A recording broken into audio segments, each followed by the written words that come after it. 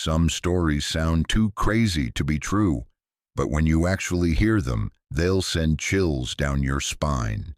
Today, I've brought you some stories that are so terrifying, you won't believe they actually happened. So turn off the lights, put on your headphones, and get ready, because these stories will keep you up all night. I deliver mail in Pocahontas County, West Virginia, and I need someone to tell me I'm not crazy, because I've been documenting something for 8 months that makes zero sense.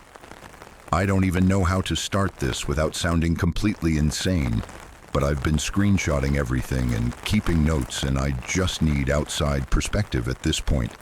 I'm a rural mail carrier for USPS. I'm 32, been doing this job for like 6 years now. My route is RR2 in Pocahontas County, West Virginia, which, if you don't know, is basically the middle of nowhere. We're talking 8,000 people in the entire county, more white-tailed deer than humans. Cell service is a joke. My route is 67 miles of mostly gravel roads through the Monongahela National Forest area, Route 28 up to where it meets Route 92 near Frost. The pay is okay, benefits are decent, and honestly, I like the solitude. I listen to podcasts, true crime mostly, which maybe isn't helping my mental state now that I think about it. And I drive 5 days a week, same route, same houses, except there's this one house. I'm going to try to explain this chronologically because I've been going through my notes trying to make sense of the timeline, and it's confusing. Bear with me. So my route has 127 delivery points. I know every single one. The Callahans at mile marker 4.3, the Hendersons at 7.8, the old Vecchio place that's been empty since 2019, the summer cabins that only get mail May through September, all of it. Last April 18th, 2024, I have it written down. I'm driving the route like normal, and I come around this curve on Frost Road about 2 miles past the Greenbrier River Bridge. It's this section where the road cuts through pine forest real thick. No houses for like 3 miles in either direction, and there's a mailbox, just a standard black metal mailbox on a wooden post, flag down, number 2847 painted on the side in white. I've driven past this exact spot probably 1,500 times over 6 years. There's never been a mailbox there. I slow down. I'm driving this right-hand drive Metris van, stick shift, kind of a piece of crap, honestly. And I'm just staring at this mailbox trying to figure out if I'm having a stroke or something. There's a gravel driveway leading back into the woods. Maybe 40 feet back I can see a house. Small, looks old, white paint peeling, metal roof. Probably 1920s era, the kind of house you see all over rural West Virginia. Nothing special, but it wasn't there yesterday. I know it wasn't there yesterday, because this section of Frost Road is where I always check my odometer, because it's exactly halfway through my route. I've looked at that same stretch of empty forest literally thousands of times. I check my route sheet. This is the paper manifest that lists every delivery point. 2,847 Frost Road isn't on it. I check the USPS database on my phone. We have this app, barely works out here, but I had like 1 bar of service. No listing for 2847 Frost Road. Okay, so I figure maybe it's new construction, except the house looks old. And new construction requires permits and advance notice to USPS to add a delivery point, and I hadn't gotten any notifications. There's no mail for that address in my van, obviously, because it's not on my route. I take a picture of the mailbox with my phone. I check the timestamp later, 10:47 a.m., April 18th, 2024. I finish my route, get back to the post office in Marlinton around 4 p.m. I ask my supervisor, Linda, about 2847 Frost Road. She pulls up the database, no listing. I show her the picture. She looks at me kind of confused and says, "The image didn't load." just shows a gray box, which is weird because I'm looking at my phone and the picture is right there. I try texting it to her, won't send. File too large, even though it's just a regular phone photo. She suggests I might have the wrong road. Maybe it was Frost Hollow Road or Frost Creek Road. No, I know my route. It was Frost Road. She says she'll look into it and to just continue my normal deliveries unless mail shows up for that address. The next day, April 19th, I'm driving the route. I come to that curve. No mailbox. No driveway. Just forest. I actually stop the van and get out. Walk to where the mailbox was. There's nothing. No post hole, no gravel, no indication anything was ever there. Just pine needles and underbrush. I take another picture, this time of the empty forest where the mailbox should be. That picture won't load either. Gray box. Okay, so at this point I'm thinking, maybe I fell asleep while driving. Micro sleep or something? I've been having trouble sleeping because my neighbor got this dog that barks from like 11 p.m. to 2 a.m. every night, and I'm trying to deal with the landlord about it. I let it go. 2 weeks pass. Normal deliveries, nothing weird. May 2nd, 2024. I come around that same curve and the mailbox is back. Same black mailbox, same white 2847, same gravel driveway, same house visible through the trees. And this time there's mail for it. I'm not even kidding. In my morning bundle, there's 3 pieces addressed to 2847 Frost Road. Electric bill from Appalachian Power Grocery Store coupon mailer, addressed to current resident. Handwritten envelope, no return address. I literally stand there next to my van for like 5 minutes just holding these pieces of mail, trying to figure out what to do. The mail is real. It went through the sorting facility, got put in my bundle, has proper postage. The address exists in the system now, apparently. I walk up the driveway. The gravel crunches under my boots. I remember that detail because it was such a normal sound in such a weird situation. The house is small, maybe 800 square feet. Wooden steps up to a small porch. There's a window with curtains drawn. The front door is painted blue. Chipped and faded, I put the mail in the mailbox and walk back to my van.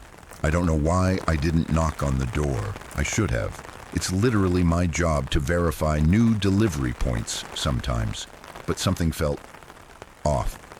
Not scary, just wrong, like the air pressure was different or something. I take another picture, gray box again when I check later. For the next 3 weeks, the house is there every day. I deliver mail probably 8 to 10 times total. Mix of regular stuff, more bills, a Netflix DVD. Yeah, some people still do that. A package from Amazon, magazines. The outgoing flag is never up. I never see anyone. No car in the driveway, no lights on, no movement. May 24th. The mailbox is gone again. Just gone. Forest. No house, no driveway. But here's the really messed up part. I get back to the post office and there's a complaint filed. Someone from 2847 Frost Road called to report non-delivery of mail. Linda shows me the complaint log. It's in the system. Filed at 11:34 a.m. on May 24th. Caller reported that their mail carrier has been skipping their address for 3 days. I was at that location at approximately 10:45 a.m. There was no mailbox. Linda asks if I've been skipping the address. I explain the whole situation, the house appearing and disappearing, the photos not loading, all of it. She looks at me like I'm having a breakdown. She pulls up Google Maps on her computer, searches 2847 Frost Road. It shows up. There's a satellite image of a white house with a metal roof and a black mailbox. I'm looking at the screen and my brain is just, I can't even process it. I drove past that exact spot 3 hours ago and photographed empty forest. Linda suggests maybe I need to take some time off. Very gently, very kindly. Mentions that the job can be isolating and maybe I should talk to someone. I go home. I'm living in this apartment in Marlinton above a closed insurance office. $550 a month. Hot water is iffy. I pull up Google Maps on my phone. 2847 Frost Road shows up. Satellite view shows the house. I switch to Street View. We don't have Street View for most of Pocahontas County because Google never drove these rural roads. It says no imagery available. I spend like 3 hours going down internet rabbit holes. Property records for Pocahontas County are online, but the website is from like 2004 and barely works. I finally get it to load. I search 2847 Frost Road. No results. I search the parcel number from the tax database. Every property has a parcel number. Nothing matches that address. I try the county assessor's office records. Nothing. I try the deed records. Nothing. According to official county records, 2847 Frost Road does not exist as a taxable property. There's no deed, no sale history, no assessment, no property tax account. But Google Maps shows it, and USPS delivered mail there, and someone called to complain about non-delivery. I barely sleep that night. My brain is just looping through possibilities. Data error? Sure, but across multiple systems? Prank? How? Who would even do this, and why? May 25th, I drive my route. The house is back. I stop the van, get out, walk up to the front door and knock. No answer. I try the doorknob, locked. I look in the window, but the curtains are thick. I can only see darkness. There's a sound, though, real faint, like humming. No, not humming, more like a vibration, low frequency. I could feel it in my chest more than hear it, the kind of sound a refrigerator makes or electrical transformer. I go back to my van and there's mail for the address again, a credit card offer and a package. One of those yellow bubble mailers, maybe 6 by 9 inches, addressed to M. Hess, 2847 Frost Road. I put it in the mailbox. As I'm walking back to the van, I notice something. There are tire tracks in the gravel driveway. Fresh. Like someone had driven in and out recently, but I'd been the only vehicle on this section of road for the past 30 minutes. I would have seen another car. The tracks lead from the road to behind the house, where I can't see. I don't investigate further. I get in my van and leave. Say that night, I Google M. Hess, Pocahontas County, West Virginia. Nothing relevant comes up. I try Facebook. There's like 3 M. Hess profiles in West Virginia, but none in Pocahontas County, and none look like they'd live in a rural house with no internet presence. I try the White Pages websites. You know those people search things. Nothing. M. Hess doesn't seem to exist. This continues for weeks. The pattern becomes clear. The house appears for 3 to 4 days. I deliver mail. Then it disappears for 2 to 3 days. Then it comes back. I start documenting everything. I keep a notebook in my van. Dates when house is visible. Dates when it's not. Mail delivered. Weather conditions. Time of day. Any anomalies, I'm trying to find a pattern. Maybe it's related to atmospheric conditions. Temperature, humidity. I read about mirages and fata morgana and temperature inversions. Doesn't fit. Those are visual distortions of real objects. This is a physical location that appears and disappears. I consider CO poisoning from my van, but I'm only affected at this one specific location. Doesn't make sense. I look into local geology. Pocahontas County has lots of limestone caves and underground water. Maybe subsidence is affecting my depth perception. No, I'm not seeing the house in a different location. It's appearing and disappearing in the exact same spot. June turns into July. The pattern continues. I deliver to 2847 Frost Road, probably 40 to 50 times total over these months. I start recognizing the mail. M. Hess gets a lot of catalogs, some bills, occasional packages. The outgoing flag is never up. I never see anyone. No lights, no movement, no signs of life. One day in mid-July, July 18th, according to my notes, there's a package too big for the mailbox. Protocol is to leave it on the porch, if no signature required. I walk up to the porch, set the package down by the door. I notice the welcome mat. It says, "Welcome," but the letters are backwards, like mirror writing. I stare at it for probably 30 seconds, trying to figure out if it's a design choice or a manufacturing defect or what. Then I realize I can see my reflection in the window next to the door, even though the curtain is drawn. Like the glass is reflecting, but also I can see darkness behind the curtain through the same glass. That doesn't make physical sense. I leave quickly. That night, I have this dream. I'm delivering mail to the house, but when I open the mailbox, there's hundreds of pieces of mail crammed inside, all addressed to different names, all for 2847 Frost Road. The dates on the postmarks go back to the 1960s. I wake up at 3 a.m. with this terrible headache.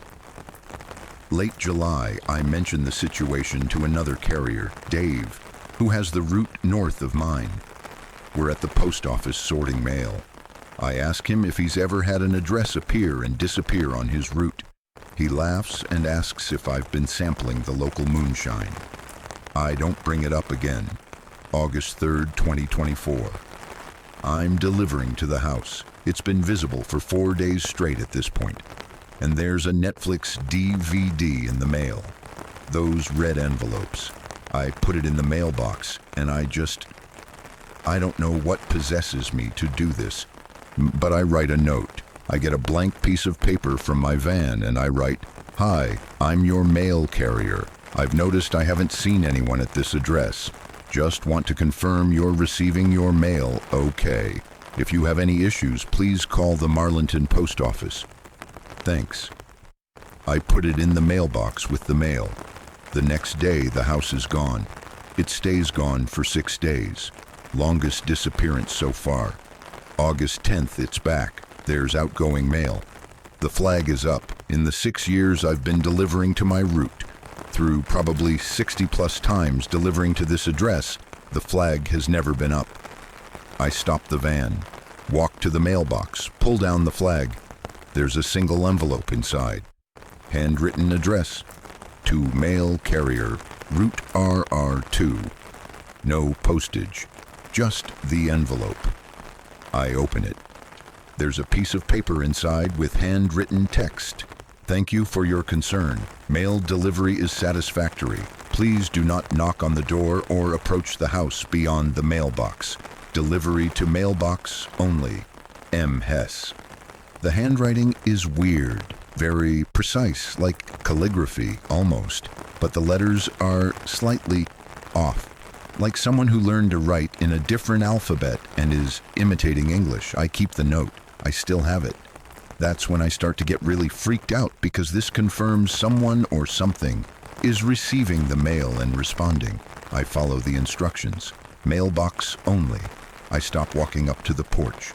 August and September continue the pattern. House appears, disappears, appears again. 3 to 4 days visible, 2 to 3 days gone. I deliver mail. I don't investigate, but I'm noticing other things now. But the house never looks different. Same peeling paint, same curtains, same everything. No seasonal changes, no maintenance, no deterioration. Meanwhile, the forest around it is changing. Leaves turning in fall. Temperature dropping, normal seasonal progression. The house exists outside of time somehow. September 24th. I have this idea. I'm going to mail something to the address myself and see what happens. I address a postcard to Ms. Hess, 2847 Frost Road. I write, "Do you know your house disappears?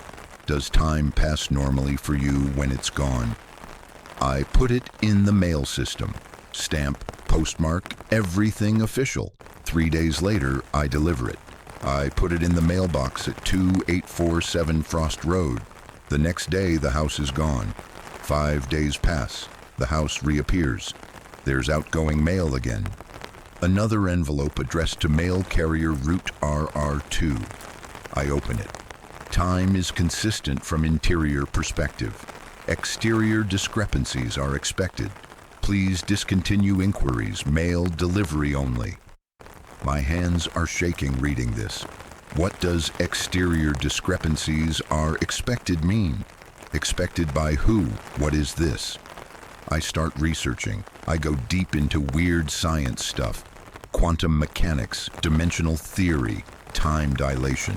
I find this concept called quantum superposition, where something can exist in multiple states until observed. But that's for particles, not houses. I find stuff about time dilation near massive gravitational fields. But there's no gravitational anomaly in Pocahontas County, West Virginia. I go to the library in Marlinton. Tiny library, maybe 3,000 books, run by this old woman, Mrs. Patterson, who's worked there since 1979. I ask her about the history of Frost Road.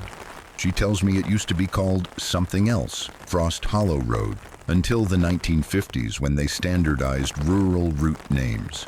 I ask if she knows about any houses on that road. She thinks for a minute and mentions the old Hess place. My stomach drops. I ask her about the Hess family. She says there was a family named Hess that lived out that way in the 1940s, a couple with a daughter. The husband worked for the Forestry Service, wife was a school teacher. They disappeared in 1947, just gone one day. House was empty, car was there, all their belongings, but no people. County investigated, some state police came out, never found anything. Case went cold. Eventually, the property went to the state for unpaid taxes in the 1950s. I asked where exactly the house was. She's not sure of the exact location. Says somewhere on Frost Hollow Road near the National Forest boundary. I ask what happened to the house. She says as far as she knows it was demolished in the 60s or 70s. She remembers there being some issue with the foundation or something, unsafe, so the county tore it down. I ask if the family's first initial was M, she thinks. Says the wife was Margaret. Margaret Hess. I'm putting this together in my head.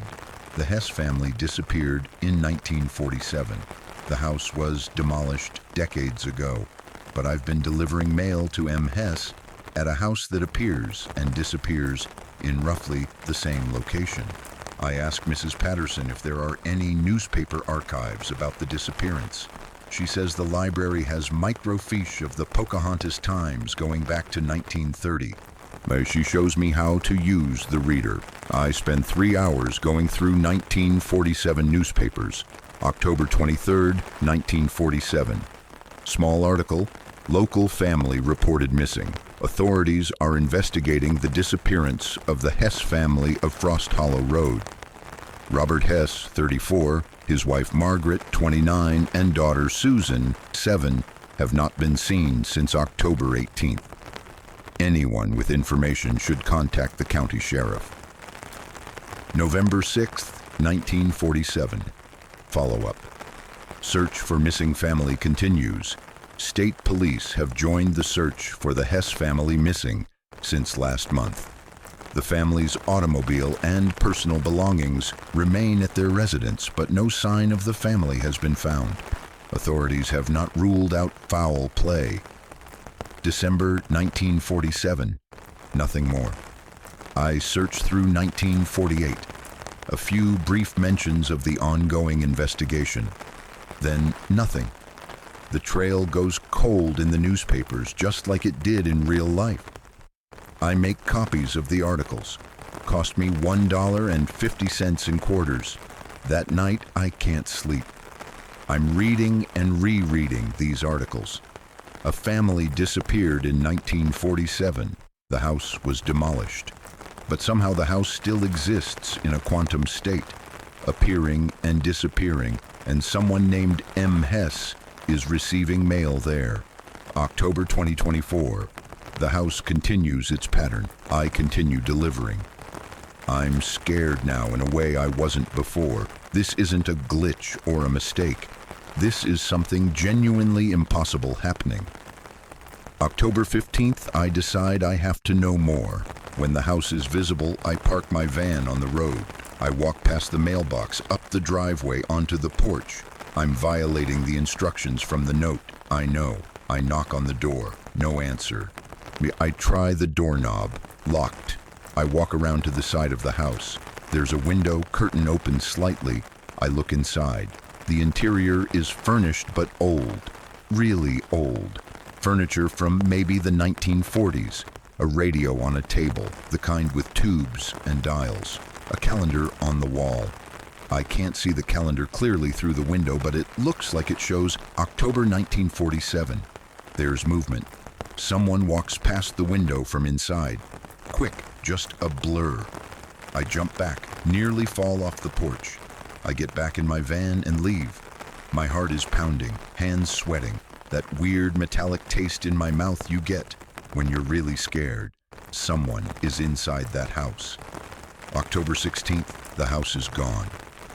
October 19th, it's back. Outgoing mail. Another note. Final warning. Mailbox only. Do not approach house. Do not look in windows. Continued violations will result in route alteration. Route alteration? What does that mean? I'm freaked out enough that I comply. Mailbox only. Days pass. Weeks. November now. Getting cold. First snow came early this year, November 8th. Light dusting, November 12th. I'm delivering to 2847. House has been visible for 3 days. There's snow on the ground everywhere except the driveway and around the house. The ground around the house is clear, dry, like it's summer there. I can see my breath in the air. It's maybe 28 degrees, but the air around the house looks different. Heat shimmer like pavement on a hot day. I deliver the mail, couple catalogs and a utility bill, and leave. That night I'm researching thermal anomalies, localized weather phenomena, anything that could explain a warm spot in freezing temperatures. And nothing fits. November 20th. House is visible. I'm approaching the mailbox and I see the front door is open, just slightly, maybe 6 inches ajar. I've never seen the door open. I stop the van, sit there trying to decide what to do. The door swings open wider. Someone is standing in the doorway. A woman, looks maybe late 20s, early 30s, wearing a dress that looks vintage, 1940s style. Hair in an old-fashioned style. She's staring directly at me. I can't see her face clearly from the road, maybe 40 feet away, but I can see she's looking right at my van. She raises one hand, not waving, just raises it, palm out. I don't know what to do. I raise my hand back. She steps back inside and closes the door. I sit there for probably 5 minutes just trying to process what I saw. I deliver the mail, hands shaking. I drop the bundle twice and leave. That was Margaret Hess. I don't know how I know, but I know. A woman who disappeared in 1947 just looked at me from the doorway of a house that shouldn't exist. I call in sick the next day and the day after that. Linda calls me, asks if I'm okay. I say I have the flu. She says she needs me back by Monday because the substitute carrier is complaining about my route being too complicated. I go back November 25th. The house is gone. It stays gone for a week. December 2nd, it's back. I deliver mail. I don't look at the house. I don't slow down. Mailbox only. This continues through December. House appears, disappears. I deliver mail mechanically. I'm not sleeping well. I've lost weight, like 12 pounds since this started. My girlfriend Rachel, we got back together in November. Long story, says I look sick. I tell her I'm stressed about work.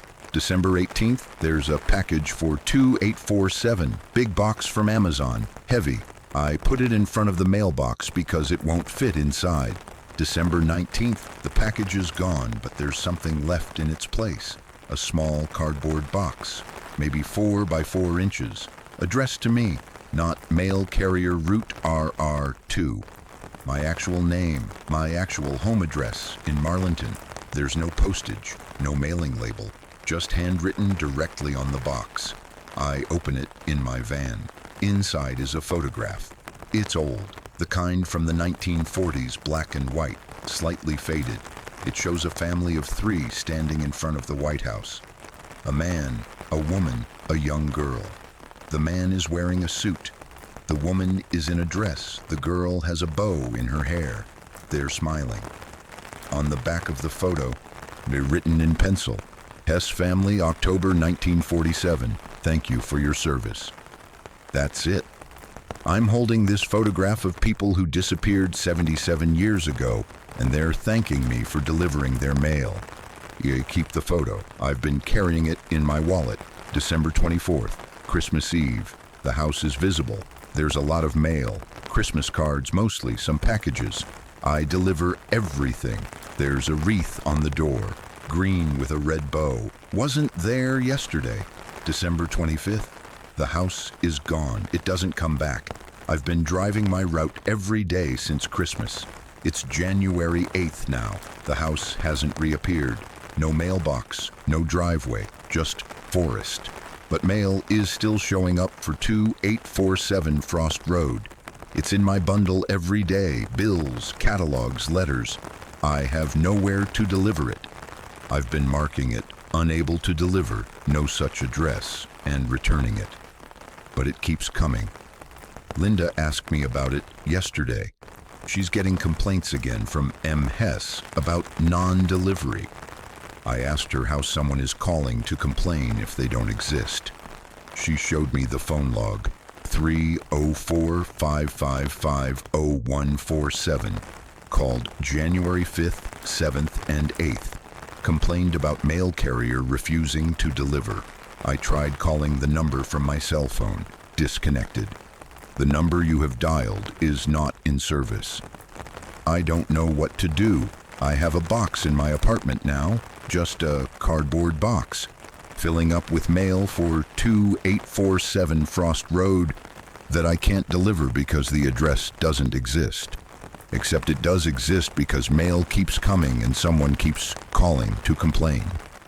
I went back to the library, asked Mrs. Patterson if she knew the phone number for the Hess family back in the 1940s. She said rural Pocahontas County didn't have phone service until the 1950s. The Hess family wouldn't have had a phone. I'm starting to think I need to quit this job, but I also need to know what happens next. Does the house come back? Is Margaret Hess still in there, existing in October 1947, while the rest of us are in January 2025? What happens to mail for people who don't exist in normal time? Last night, I had another dream. I was delivering mail to 2847, and when I opened the mailbox, there was a letter addressed to me. I opened it, and it just said, "You're running out of time," over and over, filling the entire page. I woke up at 4 a.m. I've been researching missing person cases in Pocahontas County, trying to find if there are others. You found 3. 1962. A hunter named Tom Bridger disappeared near Frost Road. Never found. 1978. 2 hikers vanished in the National Forest section near Route 28. Never found. 1995. A teenager named Sarah Kincaid disappeared walking home from a friend's house on Frost Hollow Road. Never found. All within a few miles of where the house appears. I don't know if they're connected. I don't know what any of this means. I just know I've been delivering mail to a family that disappeared in 1947, to a house that was demolished in the 1960s, that exists in some kind of quantum state between present day and October 1947. And now the house is gone, and I don't know if it's coming back. The mail keeps coming. M. Hess keeps calling to complain. And I have a photograph of a smiling family from 1947 who thanked me for my service.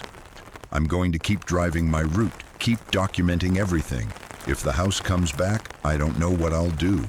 Part of me wants to walk inside, to find out what's happening in there, to ask Margaret Hess what happened in October 1947.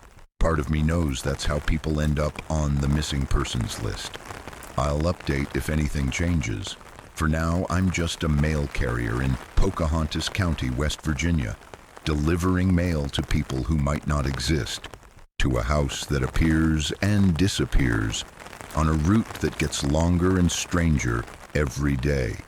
If anyone has experienced anything like this, mail delivery to addresses that unphase in and out of existence, temporal anomalies on rural routes, quantum mailboxes, anything, please let me know. I need to know I'm not losing my mind.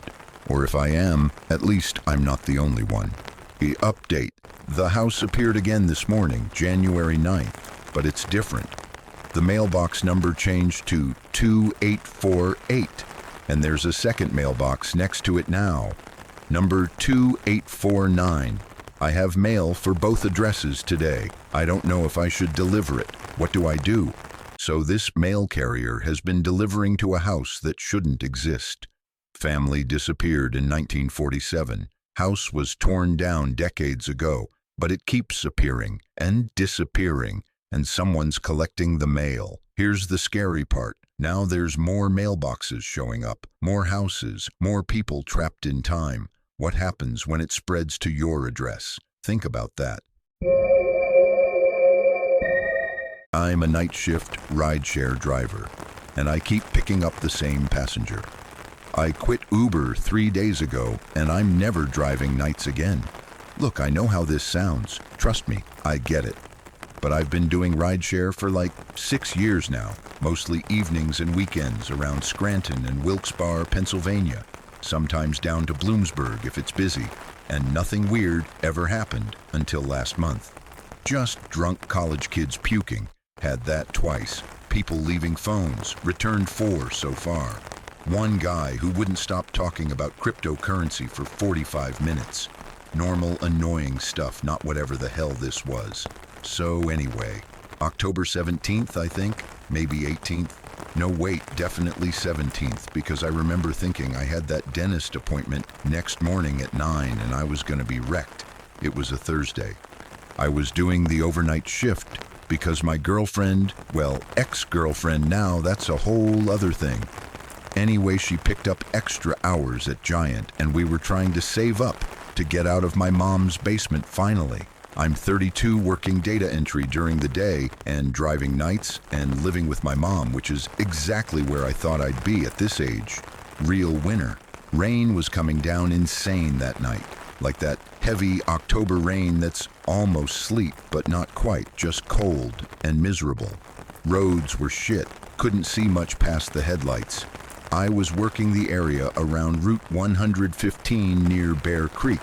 That whole stretch between Wilkes-Barre and Blakesley is basically nothing. Just trees and occasional gas stations and those weird hunting camps people have. Cell service cuts in and out. It was probably around 2:47 a.m. when the ping came through. Pickup location showed as Route 115 near the intersection with Hartley Road. I almost declined it because that area is literally middle of nowhere. But fare looked decent and I was at like $140 for the night, trying to hit $200. So whatever, I accepted. GPS took me about 8 minutes north. The road was empty, just rain hammering the windshield, and my wipers on full doing basically nothing. Spotify crapped out when I lost service, so it was just me and the wiper sound. And that anxiety I get sometimes where I'm like, what am I doing with my life, you know? Real productive thoughts at 3 a.m. I came around this bend where there's that weird guardrail that's been smashed in for like 2 years, nobody fixed it, and my headlights caught her. Woman standing on the side of the road. Just standing there in the rain. No umbrella, no car visible anywhere. Just standing there in the dark like she was waiting for a bus. Except there's no bus stops out there because, again, middle of nowhere. I slowed down and pulled over. She was wearing this dress, like a sundress kind of thing, which made no sense for October and raining. Hair was dark and wet, plastered to her face. Couldn't see her face great because of the rain, and she was sort of turned away. She walked to the car, didn't run even though it was pouring, just walked normal speed, and got in the back seat. The app showed pickup confirmed automatically. Destination populated, 1847 Hollow Road, Bear Creek Township. Hey, headed to Hollow Road? I said, checking the mirror. She didn't answer. Just sat there looking down at her hands, I think. And hard to see in the back because the dome light was out. Been meaning to fix that for 3 weeks, kept forgetting. I figured maybe she was drunk or upset or didn't want to talk, which fine, whatever. I've had plenty of passengers who just want silence. So I just started driving. The route took us deeper into the back roads, away from 115 onto these township roads that barely have lines painted anymore. I kept checking the mirror, but I couldn't see much. She wasn't moving, wasn't looking at her phone, just sitting there. It was weird though, because the car smelled like, I don't know how to describe it, like wet earth, like how it smells after it rains in the woods, that mulchy smell. I figured it was just because she'd been standing in the rain and was soaked. I tried making conversation once. Nasty night, huh? Nothing. Okay, cool. Silent ride, whatever. But here's the thing that was bothering me, and I kept trying to rationalize it away. I hadn't heard the door open. Like I pulled over, she walked up, and suddenly she was just in the car. I didn't hear the click of the door handle or the sound of the door opening or closing. And my car is old, a 2009 Camry with 160,000 miles on it. Everything squeaks and rattles. The doors are loud. I kept glancing in the mirror. Still couldn't see her face. Just a dark shape in the back seat. My phone battery was at like 18%, which was annoying because I forgot to charge it before shift. The GPS was glitching a little. The blue line kept jumping around and recalculating. Said 12 minutes to destination, then 8 minutes, then 15 minutes. The rain got heavier. I was leaning forward, trying to see the road, because these back roads don't have streetlights and the lines are faded, and with the rain it was just black in front of me except what the headlights caught. Then I heard it. Breathing. Not normal breathing. Like labored, wet breathing. Like someone who'd been underwater. I glanced in the mirror fast, and I swear to God she was closer. Like she'd moved forward in the seat toward the divider. You okay back there? My voice came out weird and tight. No answer. Just that breathing. My heart was going pretty good now. That stupid panicky feeling where your chest gets tight and you're aware of your heartbeat in your ears. I turned the heat up because suddenly I was cold, even though I'd been fine a minute ago. The GPS said, arriving at destination on right. I looked up and there was a house. Old farmhouse style, 2 stories, peeling white paint, porch sagging on one side. No lights on, no car in the driveway. Yard was overgrown, one of those places that maybe someone lives there or maybe it's abandoned. You can't really tell. I pulled into the gravel driveway and put the car in park. Okay, 1847 Hollow Road, I said, trying to sound normal. I turned around to look at the back seat. It was empty, completely empty. I just stared for a second because my brain couldn't process it. The door hadn't opened. I hadn't heard anything. She was just gone. I looked at my phone.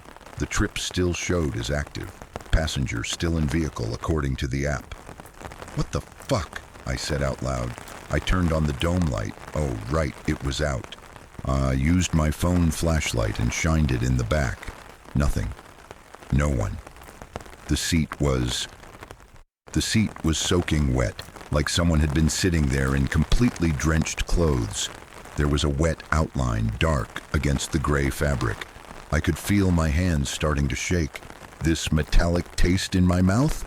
Like I'd been sucking on pennies. Okay, so she got out.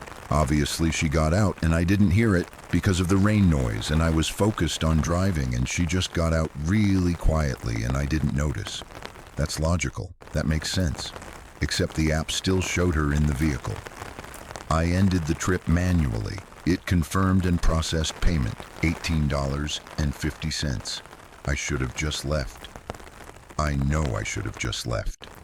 But I was sitting there in this dark driveway staring at this dark house, and my brain was doing that thing where it's like, there's a rational explanation you're being crazy, and also, get out of here now. I got out of the car. I don't know why. Curiosity, I guess. Stupidity. The need to make it make sense. The rain had slowed to a drizzle. I walked up to the porch. The wood creaked loud under my feet and knocked on the door. I waited. Nothing. Knocked again harder. I was about to leave when I heard shuffling inside. A light came on in a window to the left. The porch light flickered on, yellow and dim. The door opened about 6 inches and an old guy peered out. Like old, maybe 75 or 80. Thin gray hair, watery eyes, bathrobe. Sorry to bother you, I said. I'm a rideshare driver. I just dropped someone off here. No, a woman. She was... What? Woman? His voice was rough, suspicious.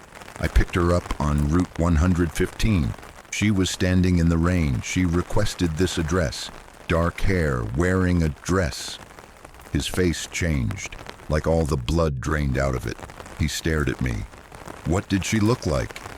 His voice was barely a whisper. I don't know. I couldn't see her great. She was in the back and it was dark and raining. Dark hair, pale, I think, quiet. Didn't say anything the whole ride. He turned away from the door, and I heard him moving stuff around. He came back holding something, an old photograph in a frame. He held it up to the porch light. This her? I looked at the photo. It was old. The colors faded like photos from the 80s or 90s. A young woman, maybe early 20s, smiling at the camera. Dark hair. Wearing a sundress with flowers on it. My stomach dropped. Yeah, I said. Yeah, I think that's her. Who? That's my daughter, he said. Sarah. She died 11 years ago. I just stared at him. Car accident, he continued, his voice shaking. October 19th, 2012. On Route 115 near Hartley Road. She was coming home from her friend's place in Wilkes-Barre. Rainy night, she hydroplaned, hit a tree. Died instantly, they said. I couldn't speak. My mouth had gone completely dry.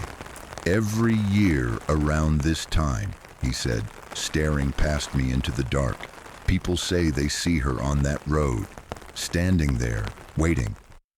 That's not possible, I said, but my voice sounded weak even to me. He looked at me with these sad, tired eyes. You're not the first person to come to this door telling me they gave her a ride home. I backed away from the porch. I'm sorry for bothering you. Did she say anything? He called after me. No, nothing. He nodded slowly. She never does. He closed the door. The porch light went off. I basically ran back to my car, got in, locked the doors, hands shaking so bad I could barely get the key in the ignition. Yes, I still have an old car with actual key ignition shut up. I looked at the back seat again with my phone light, still wet, still the clear outline of someone sitting there.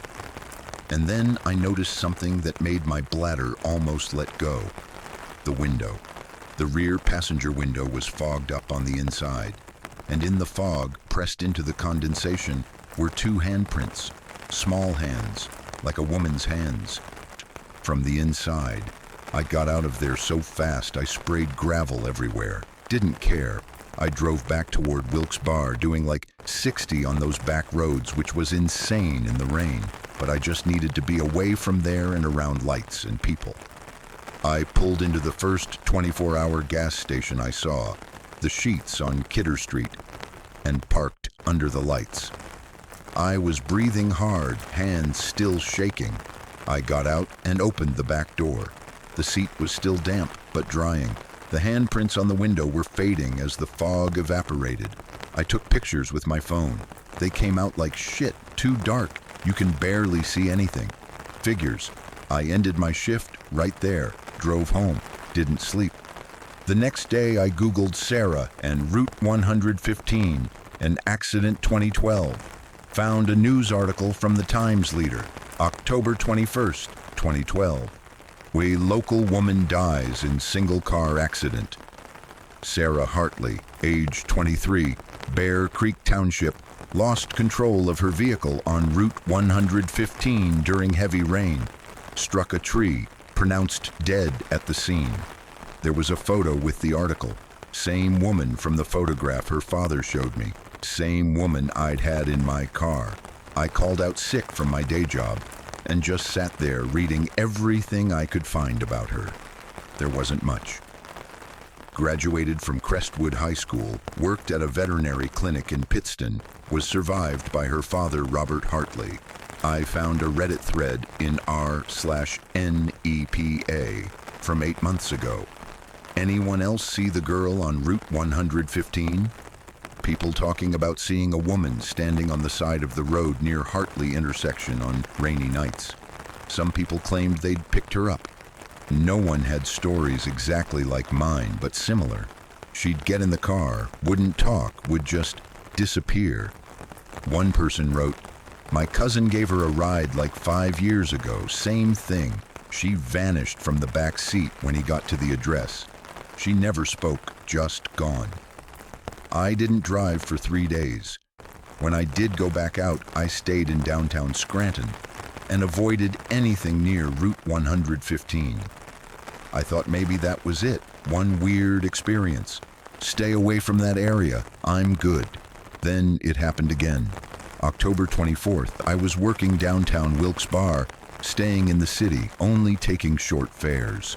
Around 1:30 a.m., I got a pickup on South Main Street near the river. I pulled up and she was standing there. Same woman, same dark hair, same sundress, standing under a streetlight in the rain. I'm not proud of this, but I yelled "nope" out loud and canceled the ride and drove away. Just left her standing there. Didn't care about the cancellation ding on my account. My phone immediately pinged again. New ride request. Same location. I declined it. Pinged again. I went offline, shut the app completely off. I was shaking again, that same sick feeling. I drove toward home. At a red light on Route 309, I glanced in my rearview mirror to check traffic.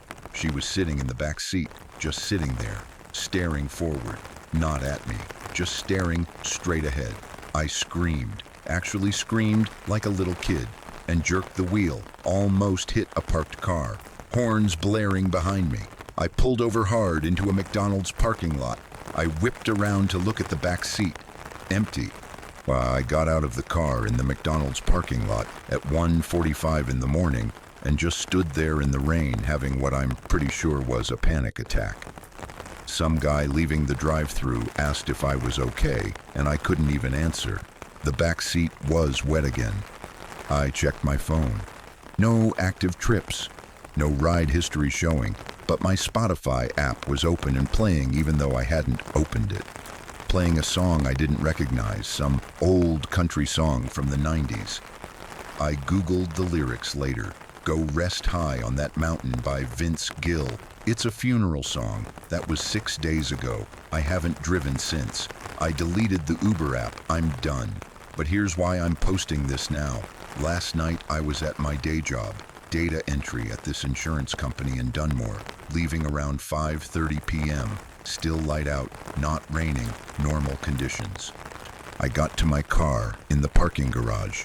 The back seat was soaking wet. There were muddy footprints on the floor mat, and on the fogged-up rear window, a message written from the inside. "Thank you. I haven't been back to the car. It's still sitting in that parking garage. I've been taking the bus. I don't know what she wants. I don't know why me. I don't know if giving her rides somehow helped her, or if I made it worse, or if I'm just losing my mind from stress and lack of sleep and making all this up. My ex thinks I'm having a breakdown. My mom thinks I should see someone professional. Maybe they're right. But I know what I saw. I know she was in my car. Multiple times now. If you drive rideshare in northeastern Pennsylvania and you get a ping for pickup on Route 115 near Hartley Road on a rainy night, don't accept it. And if you do, and you pick up a woman in a sundress who won't talk, just drive her where she wants to go and don't ask questions. I think she just wants to go home. Has anyone else experienced anything like this? I need to know if I'm actually losing it or if this is real. I can't keep living like this. She wasn't evil. She just wanted to go home. 11 years standing in the rain. He helped her and she said thank you. But now he's haunted anyway. Sometimes doing the right thing still destroys you. If you see someone alone at night, just drive them home. You never know. The stream that never ended. My hands won't stop shaking when I hold my phone. This happened last October and I still can't bring myself to watch live streams without feeling sick to my stomach.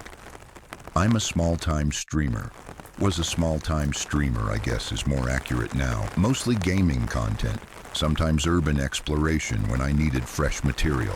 Had around 3,200 subscribers, which sounds impressive, until you realize that's nothing in the streaming world. But the donations were covering my car insurance payments, so I kept at it. I work night shift doing inventory management at this massive Amazon distribution warehouse just outside Williamsport, Pennsylvania. The pay is decent enough. Benefits are okay. But it's the kind of mind-numbing work that makes you question your life choices around 3 a.m. when you're scanning the same boxes over and over while listening to the same podcast for the 15th time. Been there since April 2022. Same fluorescent lights buzzing overhead. Same concrete floors that make your feet ache. Same rotating schedule of overnight co-workers who all look half dead by Thursday. My girlfriend Emma, well, she's my ex-girlfriend now. We broke up this past January for reasons that might be related to all this or might not be. I honestly can't tell anymore.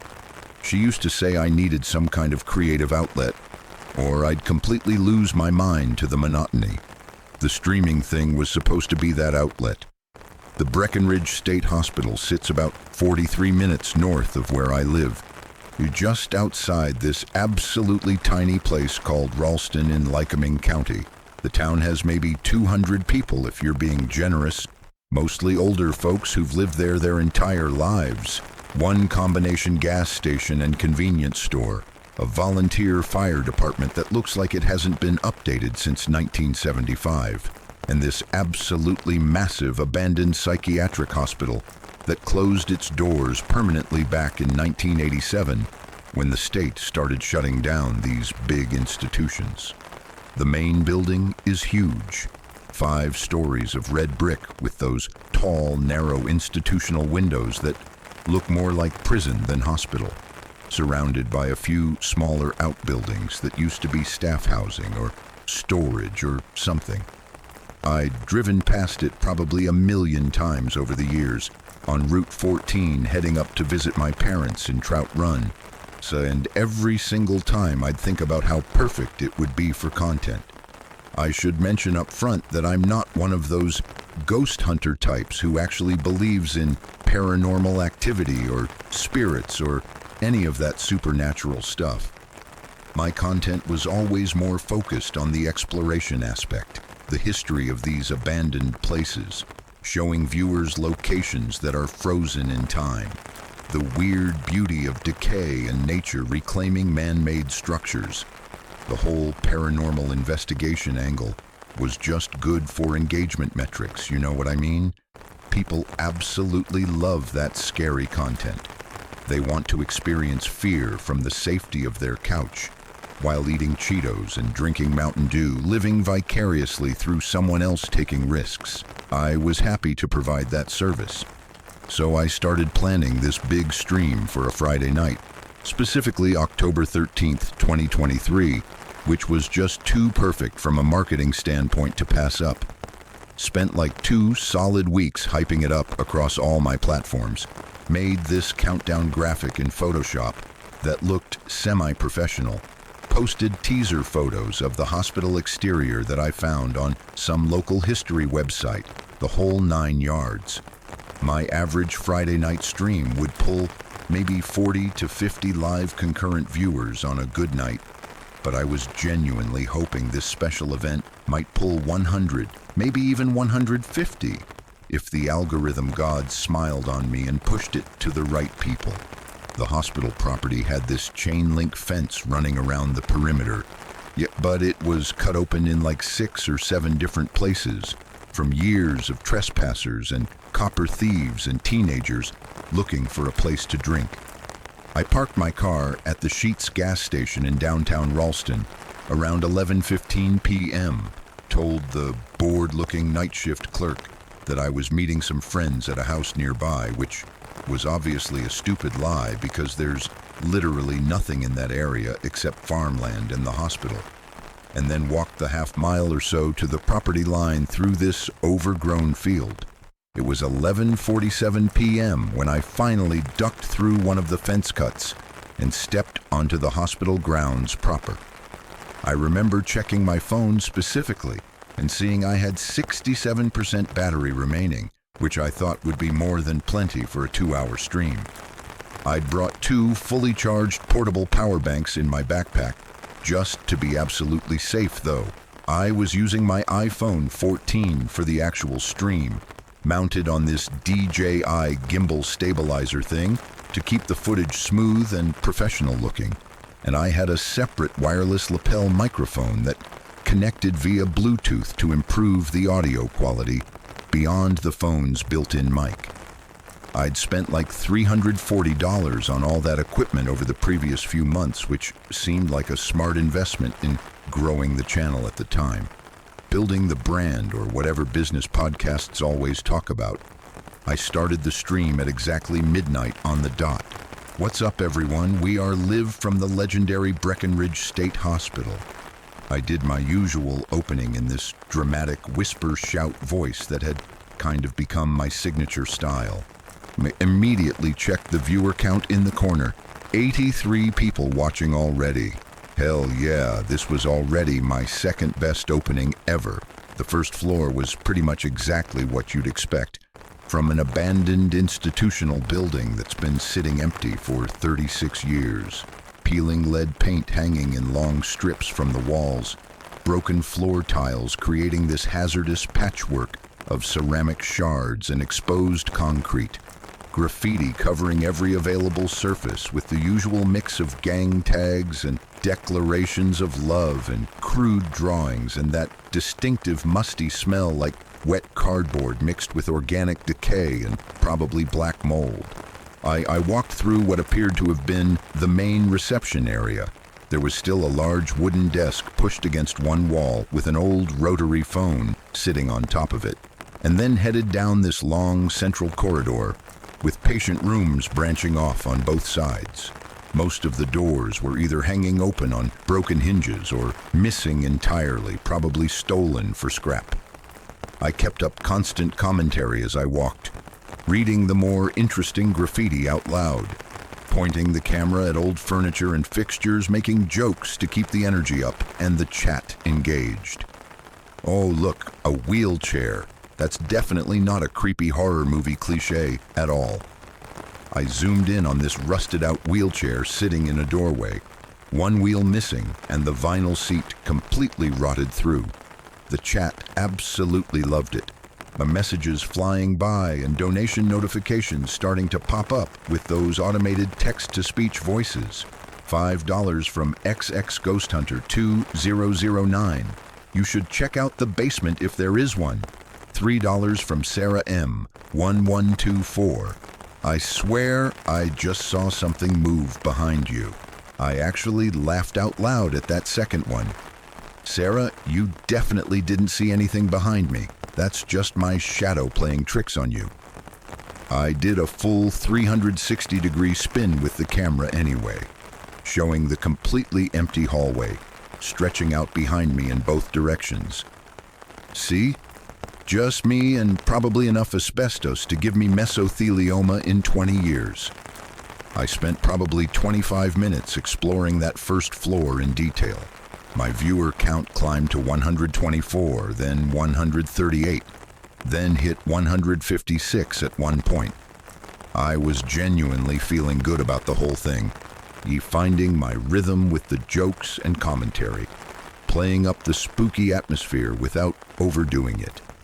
Found an old nurse's station with ancient rotary phones still mounted to the wall and file cabinets tipped over with patient records scattered everywhere. I didn't read any of those because even though they were from the 1970s or whatever, it still felt like a violation of privacy somehow.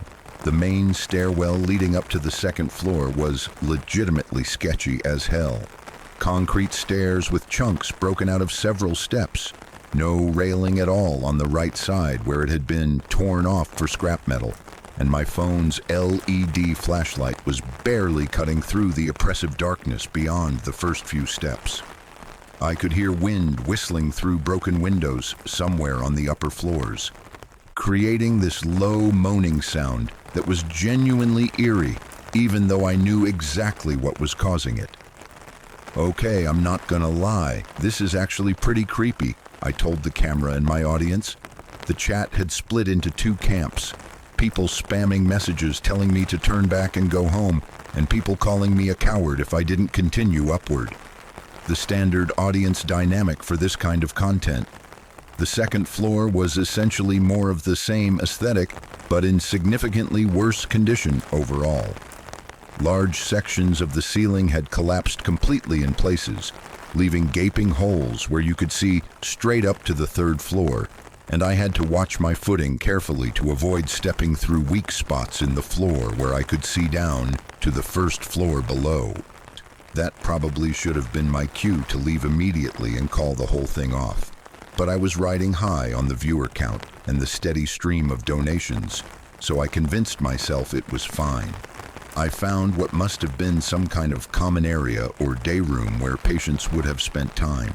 Built-in benches ran along two of the walls, tall windows with every single pane of glass busted out looked out over the overgrown grounds, and there was this surprisingly beautiful mural painted directly onto the plaster wall. Flowers and birds and a sunset scene, all faded and water-damaged but still clearly visible. Obviously someone's art therapy project from decades ago. I actually stopped joking around for a few minutes and talked seriously about it, about the person who had painted this and where they might be now, whether they got better or spent their whole life institutionalized. It felt like the right thing to do to acknowledge the humanity of this place beyond just treating it as a spooky content farm. $10 from Mark T_Explorer. Dude, your camera keeps glitching out. I glanced at my phone's screen.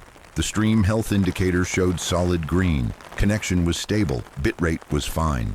Looks perfectly fine on my end, Mark. Might be an issue with your internet connection. $2 from JessRabbit88. No, he's right. It keeps pixelating and showing weird stuff in the background behind you. I spun around with the camera again. Just the empty doorway I'd entered through and the dark hallway beyond. Nothing else. You guys are definitely trying to freak me out now. I see what's happening here. I grinned at the camera. My viewer count had climbed to 203 now. Holy shit, I had never ever broken 200 concurrent viewers before. This was officially my most successful stream by a massive margin. I headed for the third floor. That's where things started feeling genuinely different, and I know exactly how that sounds. I know that's the same thing every single paranormal story claims, but I'm trying to describe this as accurately as possible. The air quality felt different somehow. Heavier, maybe, stale, like being in a room with too many people, except I was completely alone up there. The temperature felt a few degrees colder too, though that could easily have been from increased wind exposure on the higher floors. The third floor hallway was longer than the floors below, and weirdly most of the room doors were still attached and closed, which was unusual since the lower floors had been pretty thoroughly stripped of anything removable. I started opening them one by one and clearing the rooms. Empty spaces, some with bed frames still bolted to the floor. One with these deep scratches gouged into all four walls, like someone had been dragging something metal back and forth for hours or days. My chat was going absolutely insane at this point. $5 from Anonymous. Get out of there right now. $7 from Mike Young 34. That wheelchair from the first floor is behind you in the hallway now. I actually laughed at that one because it was so absurd. What wheelchair? The rusted one from downstairs? You guys have incredible imaginations. $3 from Sarah M. 1124. I'm completely serious. I saw it roll past behind you, like 2 minutes ago in the stream. I walked back to the stairwell and shined my flashlight down. Empty stairs, nothing else visible. See? No wheelchairs, no ghosts. Just a creepy old building and some quality content for you fine folks. But I noticed my voice sounded weird saying that. Tight, strained. Because there was this tiny part of my brain that was starting to wonder, what if they actually were seeing something in the stream that I couldn't see in real time with my own eyes? What if the camera was picking up something I was missing? I mentally pushed that thought away and kept moving forward. I had committed to exploring the entire building and I wasn't going to punk out now. I found a second stairwell at the opposite end of the 3rd floor and decided to head up to the 4th floor. My viewer count was at 237 now. Absolutely unbelievable. I'd never had numbers anywhere close to this. The donations were still rolling in steadily too. The 4th floor was noticeably worse than the 3rd in terms of structural decay. Several of the windows were completely missing. Not just broken glass, but the entire frame gone. So cold October wind was whipping through the corridors, making doors creak on their hinges and sending loose debris skittering across the floor with this irregular scraping sound. I could hear something flapping rhythmically somewhere nearby, probably a tarp or plastic sheeting caught on something and moving in the wind. But it created this unsettling background noise that was genuinely making me uncomfortable. My phone battery was at 34%, despite being connected to my first power bank for the past 15 minutes. That seemed like it was draining faster than normal, but I figured the combination of streaming, the gimbal motors, the flashlight, and the wireless microphone were all pulling heavy power.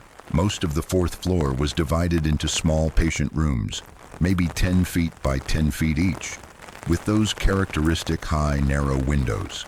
I started clearing them systematically, just pointing the camera through each doorway, showing the empty space or whatever furniture remained, then moving to the next one. The repetitive routine was almost calming in a weird way. Then I reached a room that was different from all the others. The door was closed, which wasn't that unusual by itself, but this one had a padlock on it. A shiny silver padlock that looked almost new, completely out of place in this decaying building. I pulled on it experimentally, definitely locked solid. Okay, that's genuinely weird, right? I said to the camera and my audience. Why would someone put a new padlock on one random room in an abandoned building? $15 from Anonymous. Do not open that door. $8 from Trevor Likes 666. Open it, open it, open it. The chat had split again, half telling me to leave it alone and half demanding I find a way inside. From a pure engagement standpoint, this was absolute gold. I tugged on the padlock again, but it wasn't budging at all. Yeah, I looked around for something I could use to break it, a pipe or a chunk of concrete or something, but everything nearby was either too small to generate enough force or too rotted to be useful. All right, I guess this particular door is going to remain a mystery for tonight. I moved on down the hallway, though I kept glancing back at that locked room as I walked away. The 5th floor stairwell at the west end of the building was partially collapsed. I could see the stairs were still there beneath a massive pile of ceiling debris and broken support beams that had come down at some point, completely blocking the path upward. I stood there staring at the obstruction for a long moment, weighing my options. There was still the eastern stairwell on the opposite end of the floor. If that one was clear, see, I could still reach the 5th and final floor to complete the full exploration. I backtracked, walking the entire length of the fourth floor corridor. That flapping sound was much louder on this side of the building, definitely some kind of plastic sheeting or tarp caught on something and moving in the wind. My phone's flashlight kept catching movement in my peripheral vision, just debris shifting around, but each time it happened, my heart rate kicked up a notch.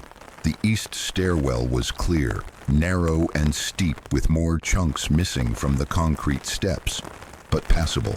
I climbed up to the fifth floor. The temperature drop was immediately noticeable. I could literally see my breath condensing in the air in front of my face.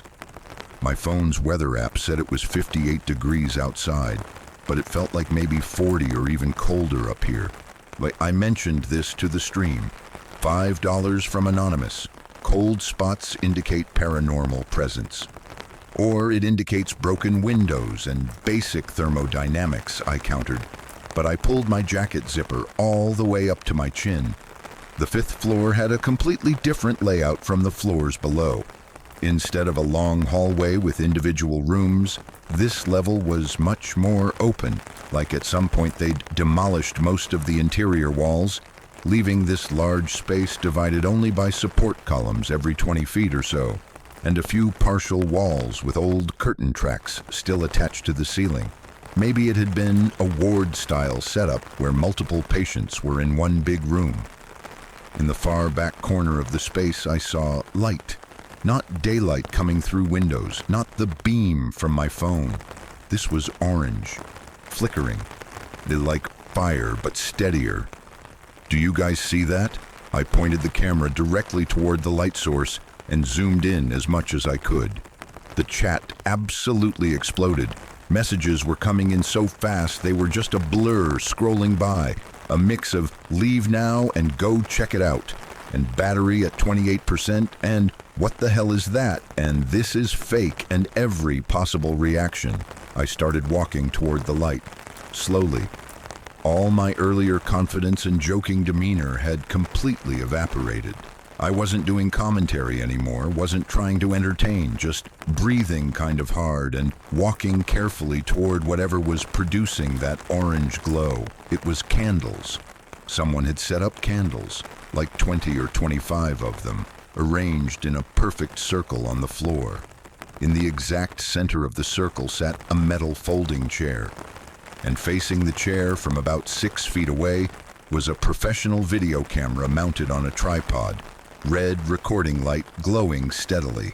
I stopped walking completely. My phone was shaking badly in my hands. My hands were shaking. What the actual fuck? I whispered. The stream chat had descended into absolute chaos. Donation notifications were going off constantly, alerts dinging one after another, messages flying by too fast to read individual words. I caught fragments. Someone else is there. They're recording you. Get out right now. It's a setup. Call the police. The camera on the tripod was pointed directly at that folding chair in the center of the candle circle, which meant whoever had set this up was expecting someone to sit in that chair. And the candles were actively burning. I could see the wax was still liquid and pooling, so this had been set up recently, very recently, possibly within the last hour. Every instinct I had was screaming at me to run, to get out of this building immediately. But I was frozen in place, just staring at this bizarre setup and trying to process what I was looking at. Was it some kind of occult ritual thing? Some other urban explorer's elaborate art installation?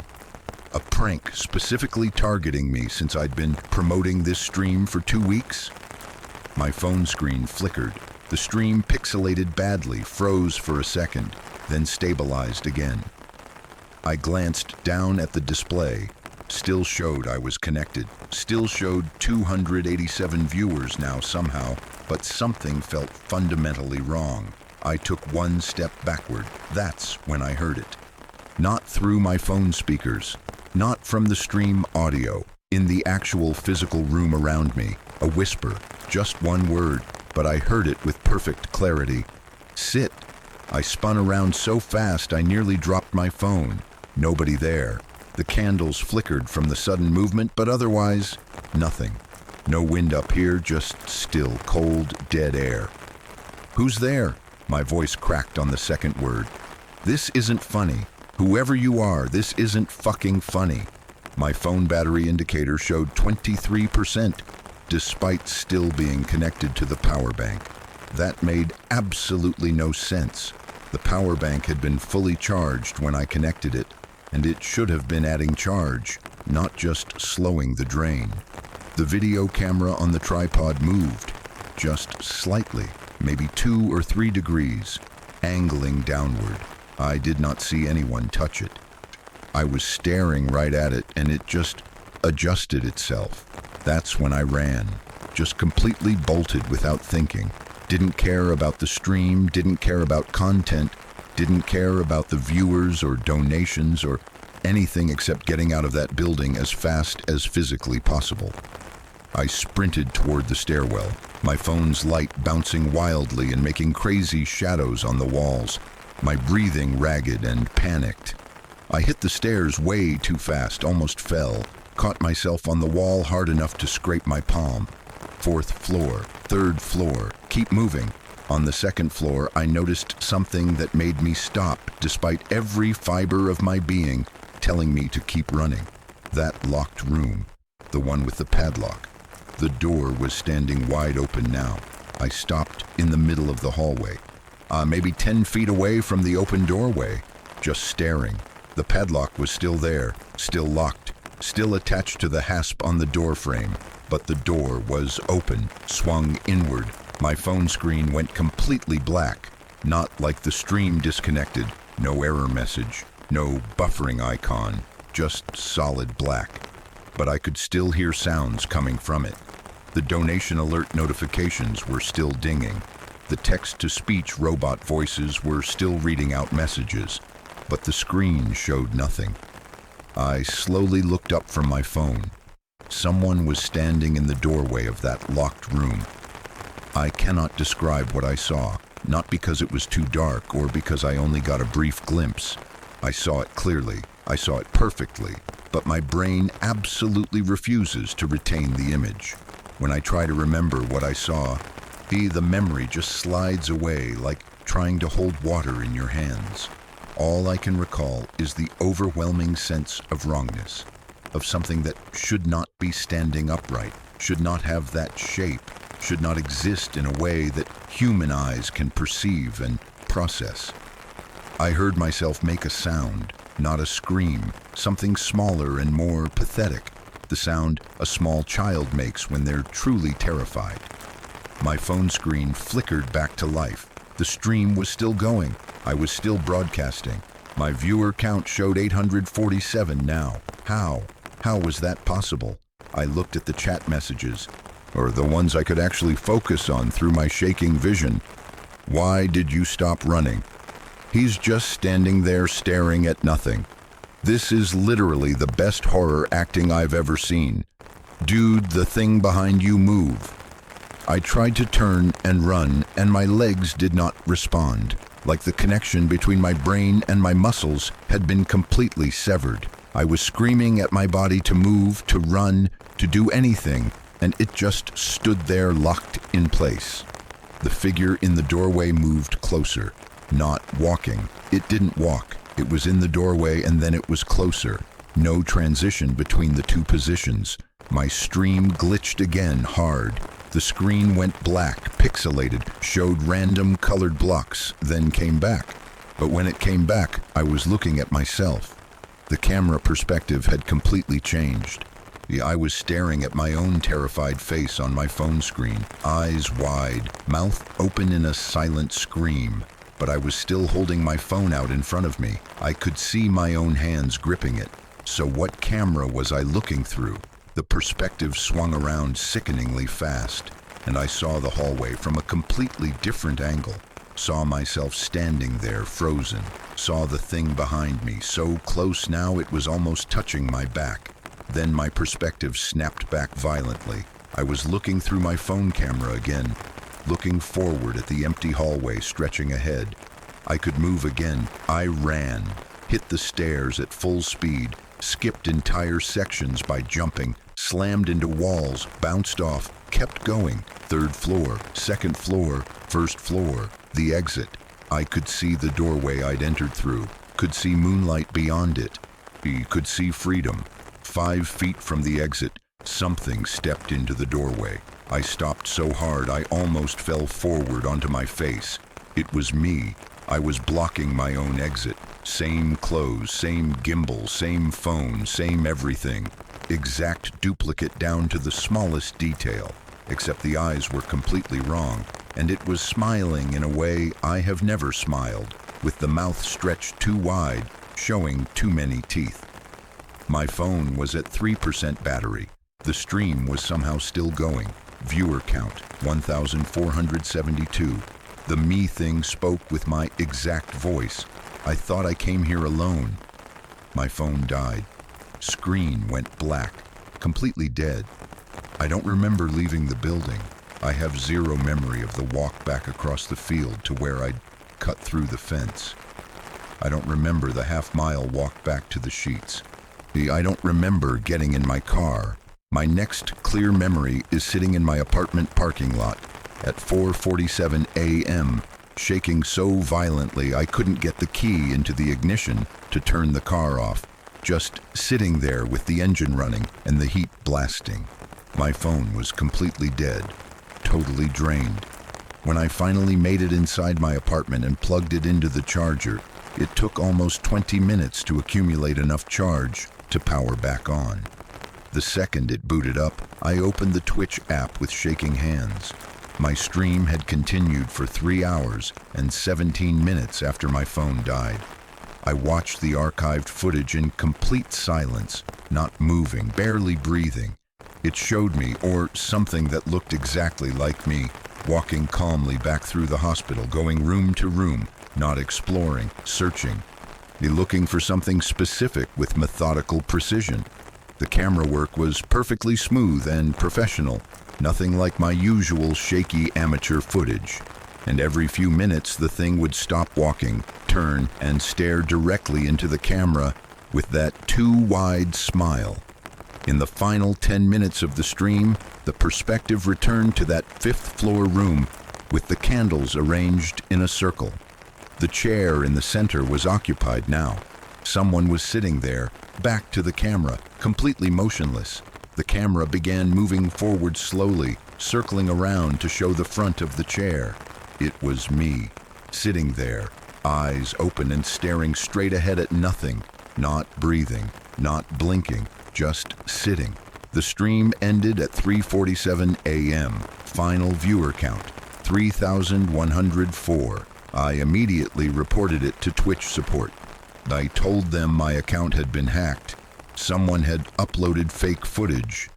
I don't know what I said exactly because I was panicking and not making coherent sense. They deleted the VOD within 24 hours and suspended my account for content violations and terms of service breach, which fine, whatever, I didn't want the account anymore anyway, but I had downloaded the stream file before they removed it.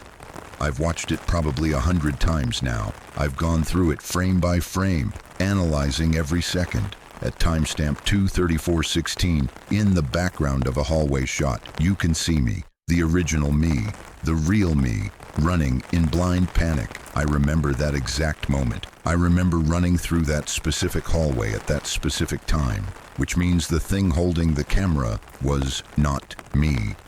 And I still don't know who or what was sitting in that chair. I drove back to the hospital 4 days later, on Tuesday afternoon. Broad daylight. I brought Emma with me, even though we'd barely been speaking, and things were extremely tense between us. I just needed someone else there. Needed a witness.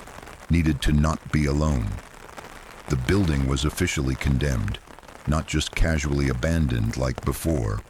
There were brand new official signs, fresh orange barriers blocking the driveway, and an actual security presence. A guy in a Lycoming County vehicle was parked right at the main entrance. I walked up and asked him when the condemnation had happened. He pulled out a clipboard and checked. Official condemnation filed October 14th at 6:23 a.m. Structure deemed immediately hazardous to public safety. October 14th. See, less than 6 hours after my stream ended. Did something happen here? I asked, trying to keep my voice steady. Like, did someone get hurt, or was there an incident, or... Can't discuss details of ongoing investigations. He cut me off. Not rudely, just with finality. Emma asked what investigation, and he just shook his head and said he'd been told not to discuss it with civilians. We left. I haven't streamed since that night. Deleted my entire Twitch channel in December. Got a different job too. Took a daytime position at a FedEx distribution center, making less money, but I absolutely cannot do night shifts anymore. Can't handle darkness anymore at all, if I'm being honest.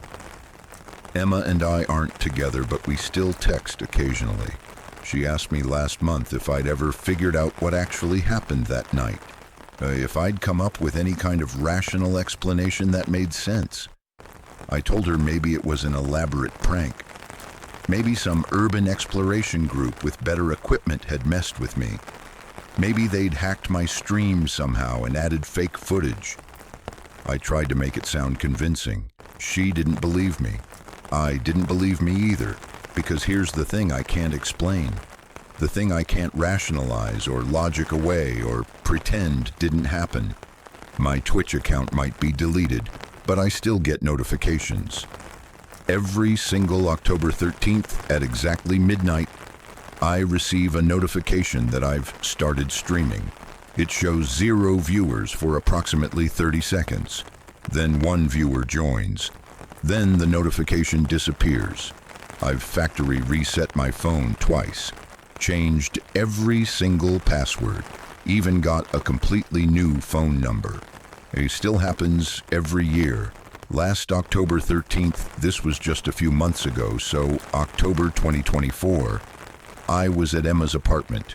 We were watching a movie, deliberately trying to distract me because she knew I'd be anxious about the date.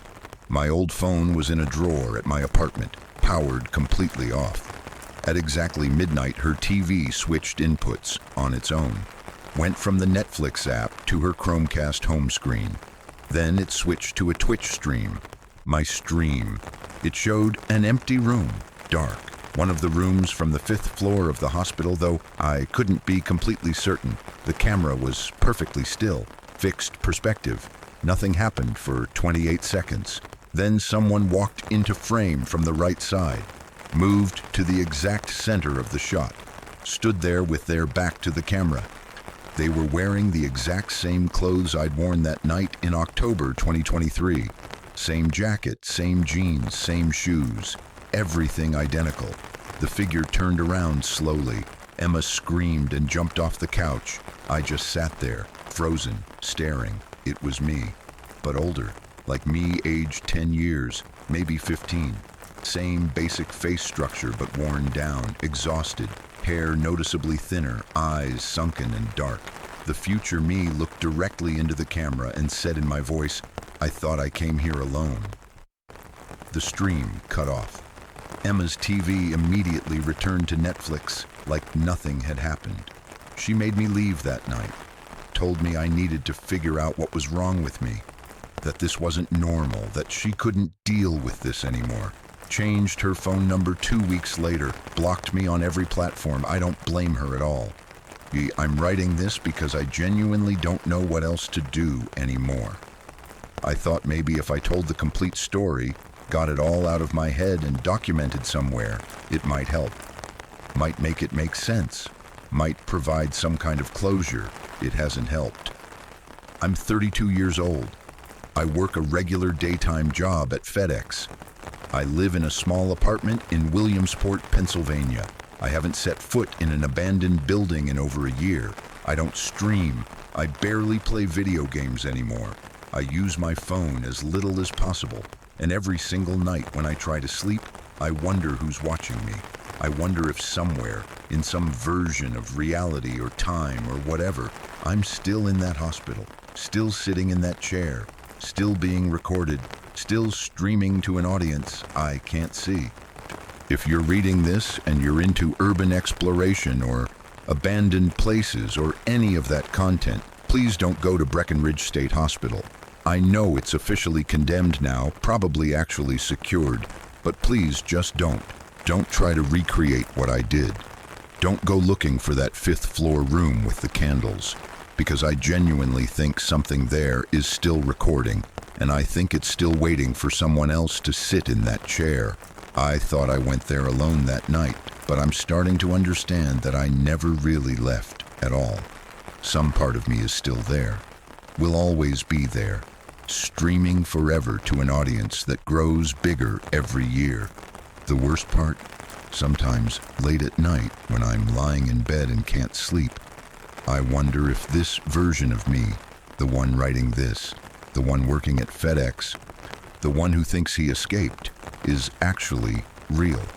Or if I'm just another stream, another recording, another version being watched by something I can't see.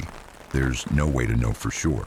Honestly, this one stuck with me, not because of ghosts, but because of the ending. He wanted an audience, and he got one he can't escape, ever. Makes you look at your phone differently. Next time you hit go live, just remember, you never really know who's watching. Stay safe. So I smashed a mirror 3 days ago, and I'm pretty sure the wrong version of me is walking around out there. I know how this sounds, trust me.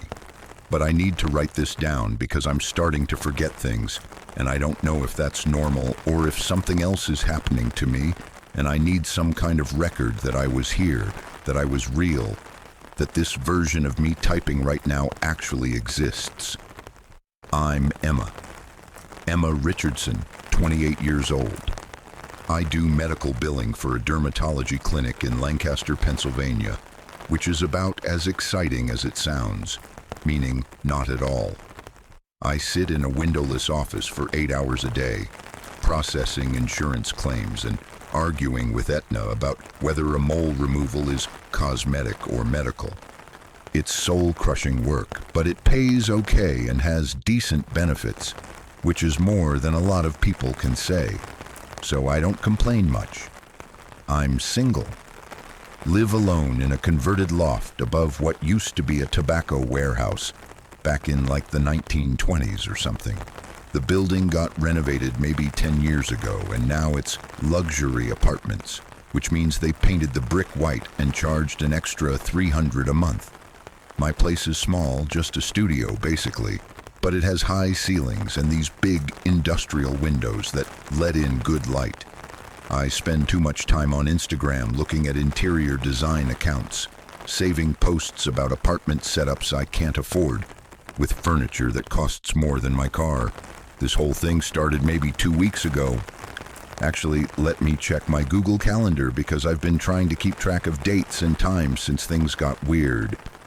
Yeah, April 9th. I remember because I had just gotten paid and my bank app showed the direct deposit at like 6:14 a.m.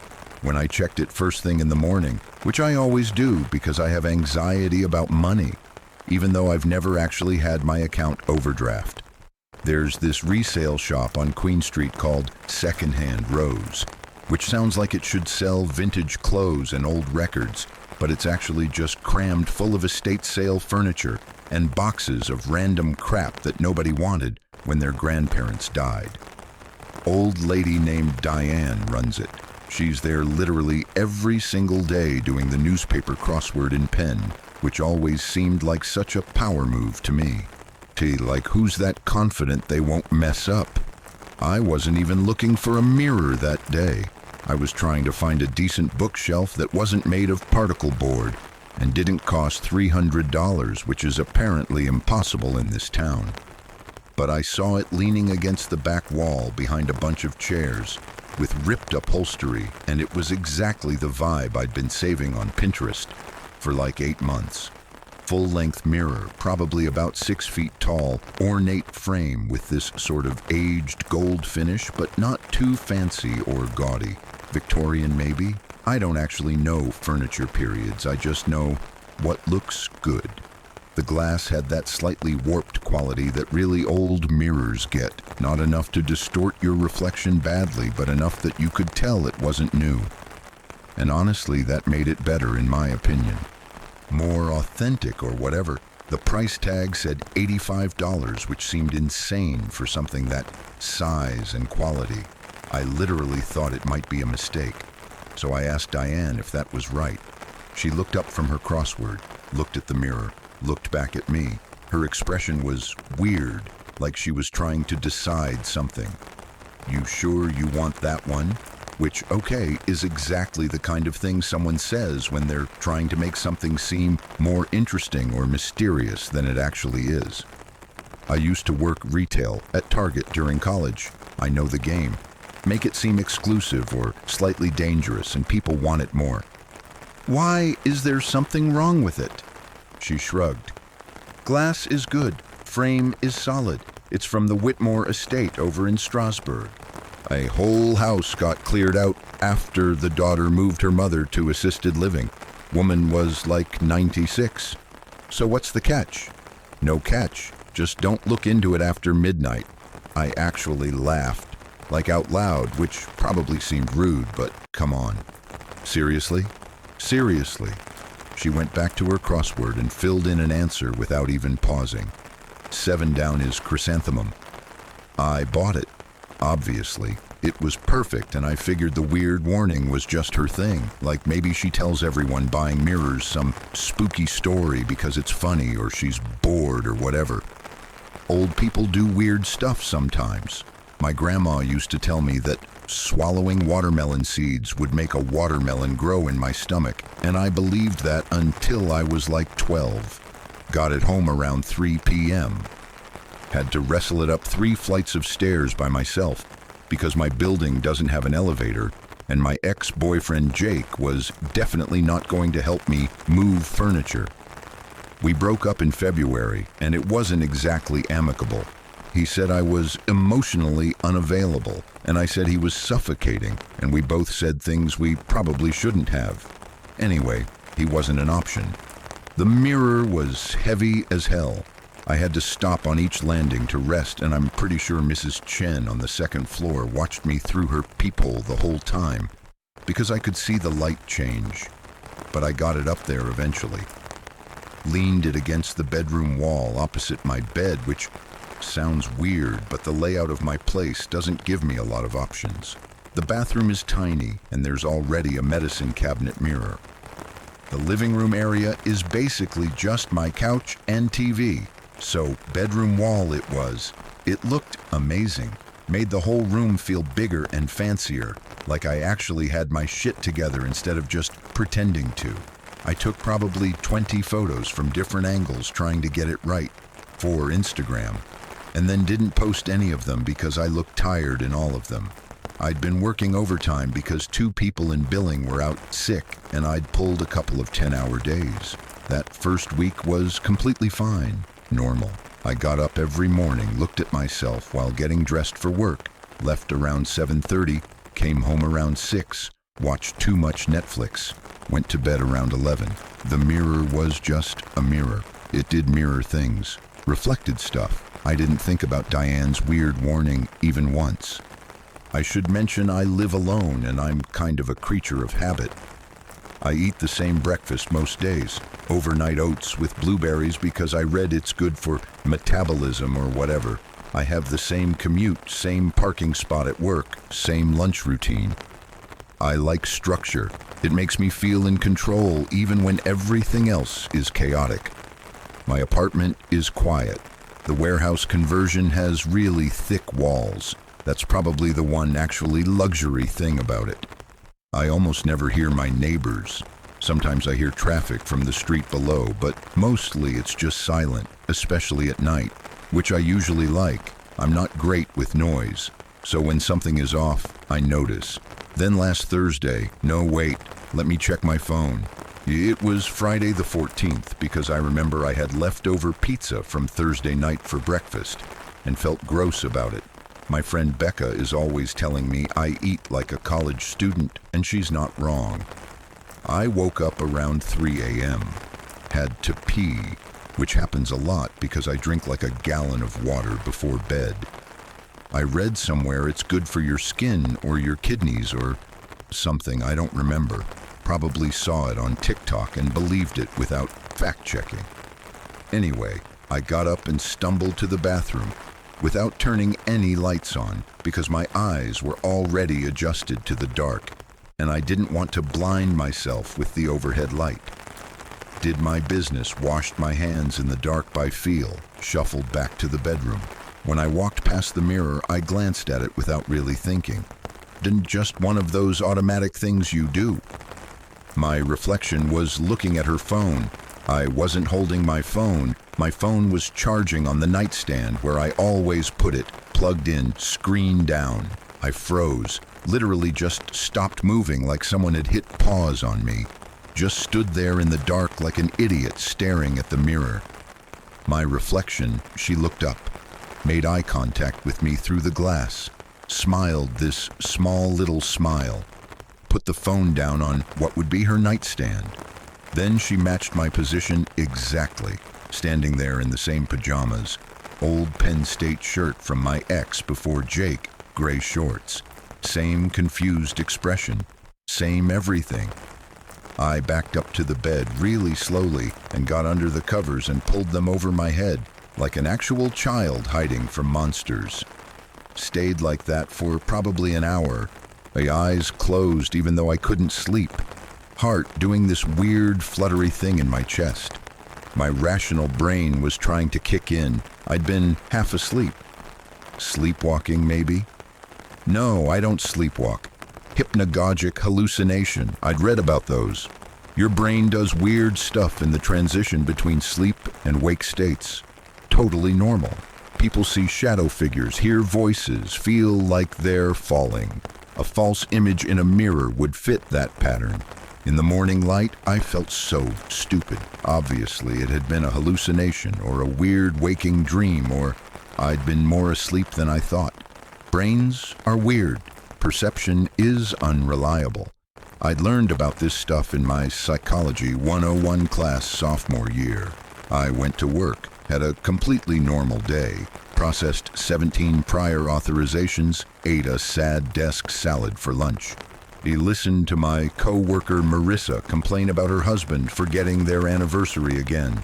Came home around 6:30, changed into sweatpants, heated up some soup, and avoided looking at the mirror too directly, which was ridiculous, but I did it anyway. I got dressed facing away from it. I kept my eyes on my phone or the TV. I felt insane, but I couldn't help it. Saturday, I met my friend Becca for lunch at this mediocre cafe we always go to, called The Daily Grind. It's like halfway between us, and we've been going there since we were in college together. The food is forgettable, but it's our place, you know. We were talking about her disaster situationship with some guy from Hinge named Tyler or Trevor or something with a T who keeps saying he wants something serious but won't delete his dating apps. I was giving her the same advice I always give her, which is to cut him off, and she was giving me the same response she always gives, which is, "But he's so hot though." Then she said completely casually, "So how was trivia?" "What trivia?" She looked at me weird. "Thursday, you said you were doing trivia night at the press room with some people from work." I definitely did not say that. I worked late Thursday doing end-of-month billing because we had a deadline and our system kept crashing. I came home at like 8 p.m., ate the pizza I mentioned, and watched 3 episodes of Great British Bake Off in my underwear before passing out on the couch. I didn't go to trivia. I worked late Thursday. "Emma." She pulled out her phone. "You literally texted me a photo of your team's answer sheet. You got 3rd place and won a $15 gift card." She showed me her phone. There was a text thread from my number. Thursday, 9:47 p.m. A photo of a trivia answer sheet with my handwriting. I could tell it was mine because I do this thing where my E's are kind of loopy. Team name written at the top, aggressively mediocre, which is exactly the kind of self-deprecating thing I would write. Below that, a text. We almost won, but choked on the 80s music round LOL. I grabbed my phone from my purse, opened my messages with Becca, scrolled to Thursday. The text was there, in my sent messages, photo and everything. I don't remember sending that. Becca laughed and stole a fry from my plate. Were you drinking? Emma, you know you can't handle more than 2 drinks. You get all weird and forgetful. Remember when we went to that wine tasting and you forgot you'd driven there? That was one time and the pours were generous. But I didn't go to trivia. I know I didn't. I was at work until 8 p.m. I remembered my coworker Chen leaving at 7:30 and saying goodbye to me. I remembered the pizza tasting kind of stale when I reheated it. I remembered the bake-off episode where the guy dropped his cake. But apparently, I also went to trivia and texted Becca about it, and I have zero memory of any of that. We finished lunch.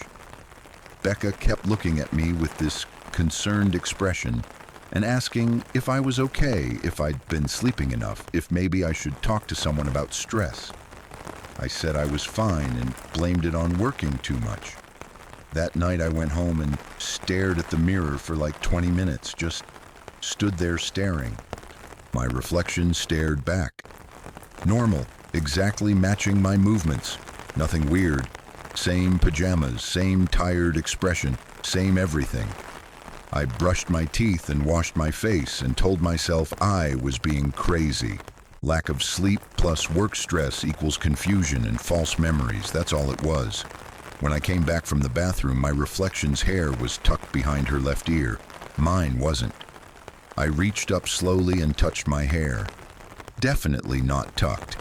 Hanging loose on both sides, like always. In the mirror, my hand was lowering back down to my side like I'd just finished tucking my hair behind my ear. My reflection had moved differently than me. "Stop it," I said out loud. My voice sounded weird in the quiet apartment. Small. My reflection's mouth didn't move, but I swear to God I heard my own voice. Quiet. So almost like it was coming from far away. "You stop it!" I grabbed my phone with shaking hands. Didn't even think about it. Called Jake even though we haven't talked in 3 months. And the breakup was messy, and he probably thinks I'm crazy for calling. He answered on the 3rd ring. "Emma, it's like 11 p.m. "Does your doorbell camera still save recordings?" Long pause. "Yes? Why? What's going on?" "Can you check Friday afternoon, like between 2 and 6? This is really weird. Are you okay? You sound... Please just check. I need you to check." He sighed. I heard clicking sounds, probably him opening the app on his phone. Another long pause. "Yeah, you're here. You got here like 2:30, left around 5. We talked for a while on the porch. It was actually nice. I thought maybe we could..." I hung up. I sat down on my bed hard, like my legs stopped working. I didn't go to Jake's house Friday afternoon. I haven't been there since February when I picked up my stuff. A box of books, my blender, some clothes I'd left there. It was awkward and quick, and he tried to give me this speech about how we could still be friends, and I said sure, and we both knew it was a lie. I definitely didn't go back on Friday. I was at work. I worked a full day. I ate lunch at my desk. I remember Marissa asking if I wanted to walk to Starbucks with her, and I said no because I was trying to save money.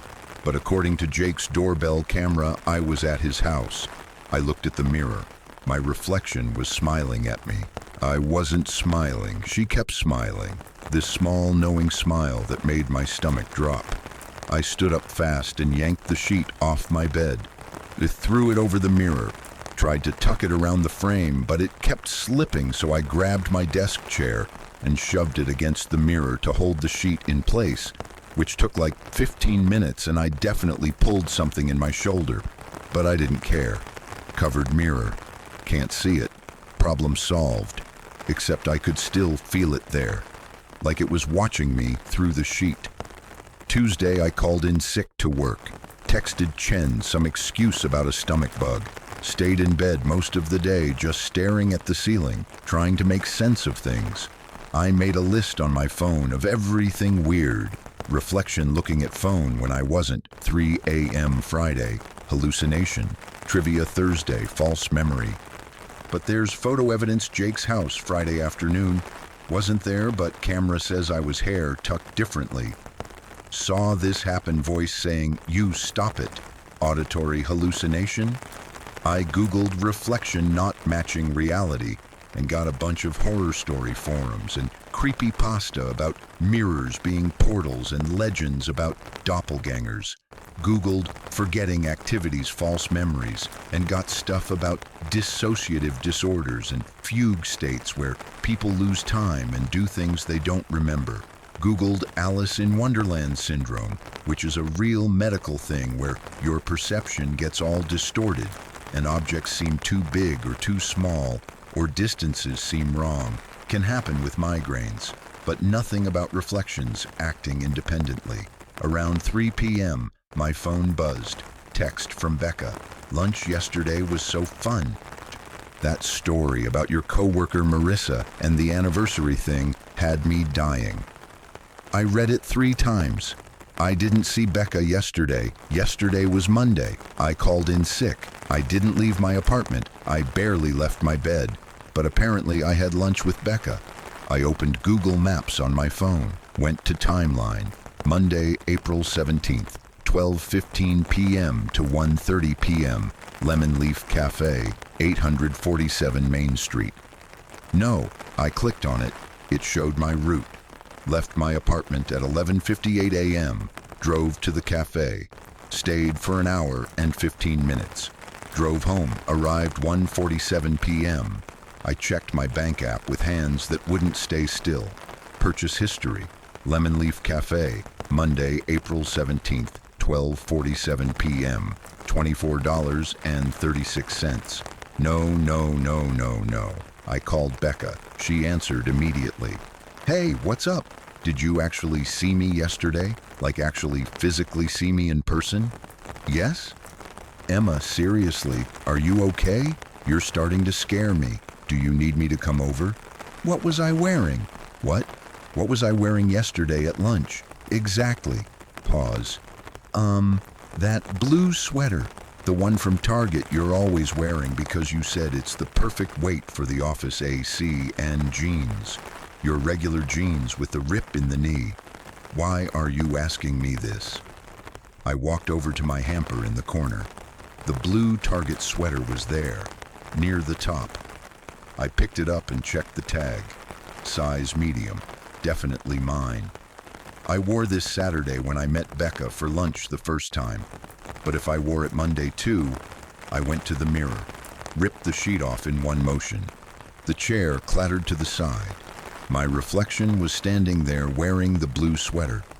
I was wearing gray sweatpants and an old race t-shirt from a 5K I didn't even run. My roommate from college gave it to me. My reflection waved at me, a small, friendly wave. I didn't wave back. She mouthed something, no sound, but I could read her lips clearly. I'm better at being you. That's when I completely lost it. Grabbed the closest thing, my bedside lamp, one of those cheap ceramic ones from Target that I bought because it was on clearance, and swung it at the mirror as hard as I could. The glass exploded. The sound was incredible. Loud, sharp crack and then tinkling as shards hit the hardwood floor. My ears were ringing. The frame split partially, wood cracking, pieces of mirror everywhere, some big chunks still hanging in the frame, most scattered across the floor like really dangerous glitter.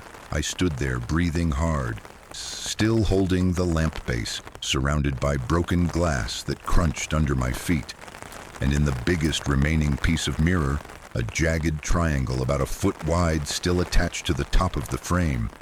My reflection was standing there, completely whole, not a scratch, holding a lamp, looking annoyed. She looked at me, at the mess, back at me. Then she set her lamp down carefully on her nightstand, smiled, and waved again. I dropped the lamp. It hit the floor and the bulb shattered. Didn't care. Grabbed my keys and phone and ran out of my apartment in sweatpants and a t-shirt and no shoes. which I realized when I hit the stairwell, but I wasn't going back.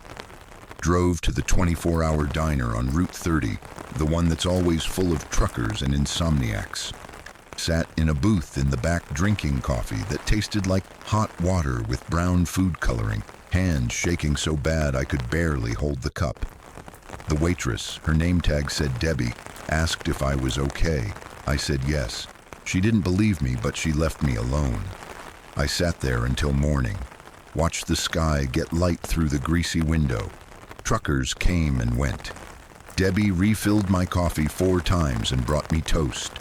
I didn't order because she said I looked like I needed to eat something.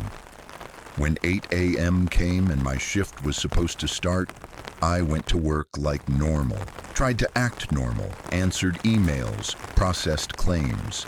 Chen came by my desk around 10 a.m. and said I seemed better, asked if my stomach bug had cleared up, said she was glad because we were swamped. I just nodded and said yes, I was feeling better, thanks for asking. She also said, by the way, glad your mom's appointment went okay. What? You texted me Sunday? Said your mom had a follow-up with her cardiologist and you were worried, but it went fine. I don't text Chen outside of work. My mom lives in Oregon. I haven't seen her since Christmas.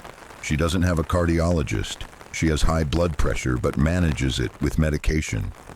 Oh, right. Yeah, it went fine. Chen smiled and went back to her office. I checked my texts. There it was. Sunday, April 16th, 6:47 p.m. Message to Chen. Hey, thanks for asking about my mom earlier. Her appointment went well. Doctor said her numbers are good. I never sent that. Got through the day somehow. Drove home around 6 p.m. Sat in my car in the parking lot for 20 minutes trying to decide if I should go in. Finally went upstairs, unlocked my door. My apartment was spotless. The glass from the mirror was completely cleaned up. Not a single shard on the floor. The lamp was back on my nightstand, whole, with a new bulb that was on, casting warm light. And the mirror was hanging on the wall, exactly where it had always been. Completely intact. Not even a crack in the frame. Glass perfect and whole like I'd never touched it. I should have run. Should have grabbed whatever I could carry and left and never come back. But I couldn't move. Just stood there in my doorway staring at it. Walked up to it slowly, like approaching a wild animal. My reflection wasn't there. The mirror showed my room exactly right. My bed with the gray comforter that's getting pilled from washing. My dresser with the candle I never light and the stack of books I keep meaning to read. And my window with the white curtains, the lamp on, everything perfect. But where I should be standing, there was nothing, just empty space. I moved my hand, waved it in front of the mirror. Nothing. The empty space didn't change. I jumped. The room in the mirror stayed still. I don't have a reflection anymore. I spent an hour testing it, went to the bathroom. The medicine cabinet mirror showed the bathroom, but not me. Held up my phone with the screen dark to use it as a mirror. Just saw the room behind me. Looked out my window at night to see my reflection in the glass. Nothing. I don't show up in reflective surfaces anymore. I called my mom. She answered on the second ring. Sounded happy to hear from me. Emma, I was just thinking about you. The flowers you sent are beautiful. They're sitting right on my kitchen table. You didn't have to do that, honey. What flowers? The ones you sent? The big arrangement with the lilies and roses? They were delivered yesterday. I didn't send flowers. I haven't sent my mom flowers since Mother's Day last year. Oh, right, the flowers. I'm glad you like them. Are you okay? You sound strange. I'm fine, Mom. Just tired from work. We talked for a few more minutes. Normal stuff. She told me about her book club and her neighbor's new dog. I made appropriate sounds and responses. Hung up. Checked my credit card statement online. ProFlowers, April 16th, $67.89. I've been going through my days, and everything seems normal on the surface. People talk to me. I can touch things, eat things. My body works fine. I go to work and do my job and come home. But I don't show up in any reflective surfaces. Not mirrors. Not windows at night. Not my phone screen when it's dark. Not the glass door of the oven. Nothing. And people keep telling me about things I don't remember doing. Yesterday, Wednesday, my landlord, Mr. Kowalski, stopped me in the hallway. Said thank you for paying rent early. He appreciated tenants who were responsible. I didn't pay rent early. Rent's not due until the 1st and it's only the 19th. Checked my bank account.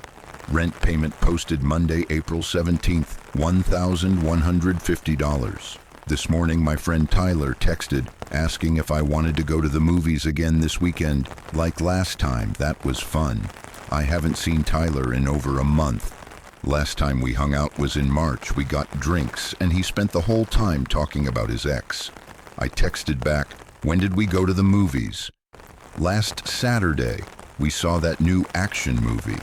You got dinner after at the Thai place you like? I was home alone Saturday, all day.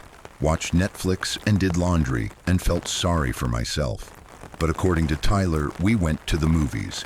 I've started making lists of things people say I did. Thursday, trivia night at the press room, Becca. Friday, visited Jake's house 2:30 to 5 p.m., doorbell camera. Saturday, movies and dinner with Tyler. Sunday, texted Chen about mom's doctor appointment. Sunday, sent mom flowers, credit card, mom confirmed receiving. Monday, lunch with Becca at Lemon Leaf. Google timeline, bank statement, Becca. Monday, paid rent early, landlord, bank statement. I didn't do any of these things. I have clear memories of what I actually did on those days.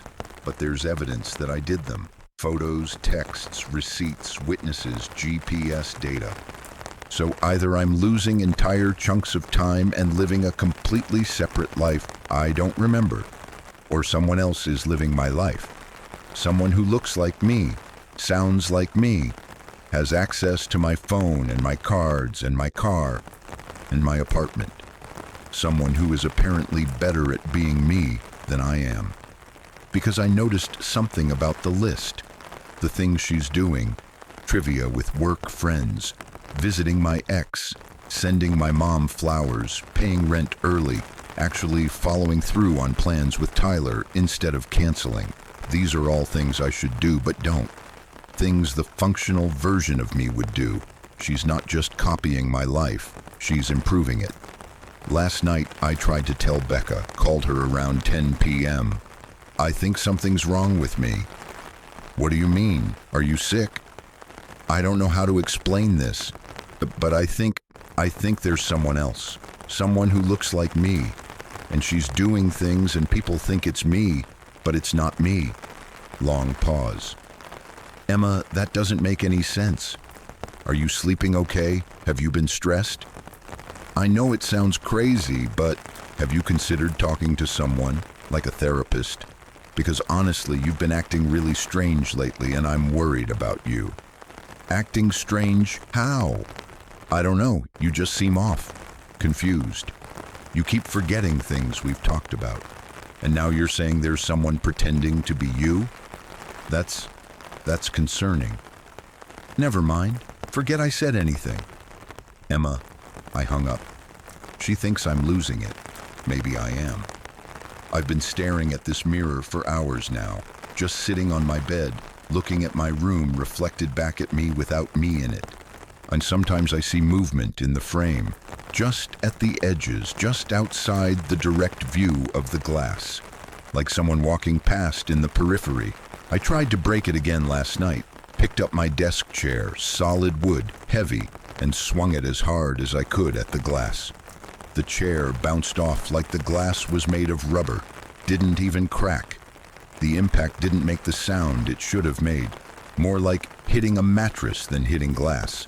I tried covering it again, hung a blanket over it, tucked it behind the frame, came back from the bathroom and the blanket was folded neatly on my bed.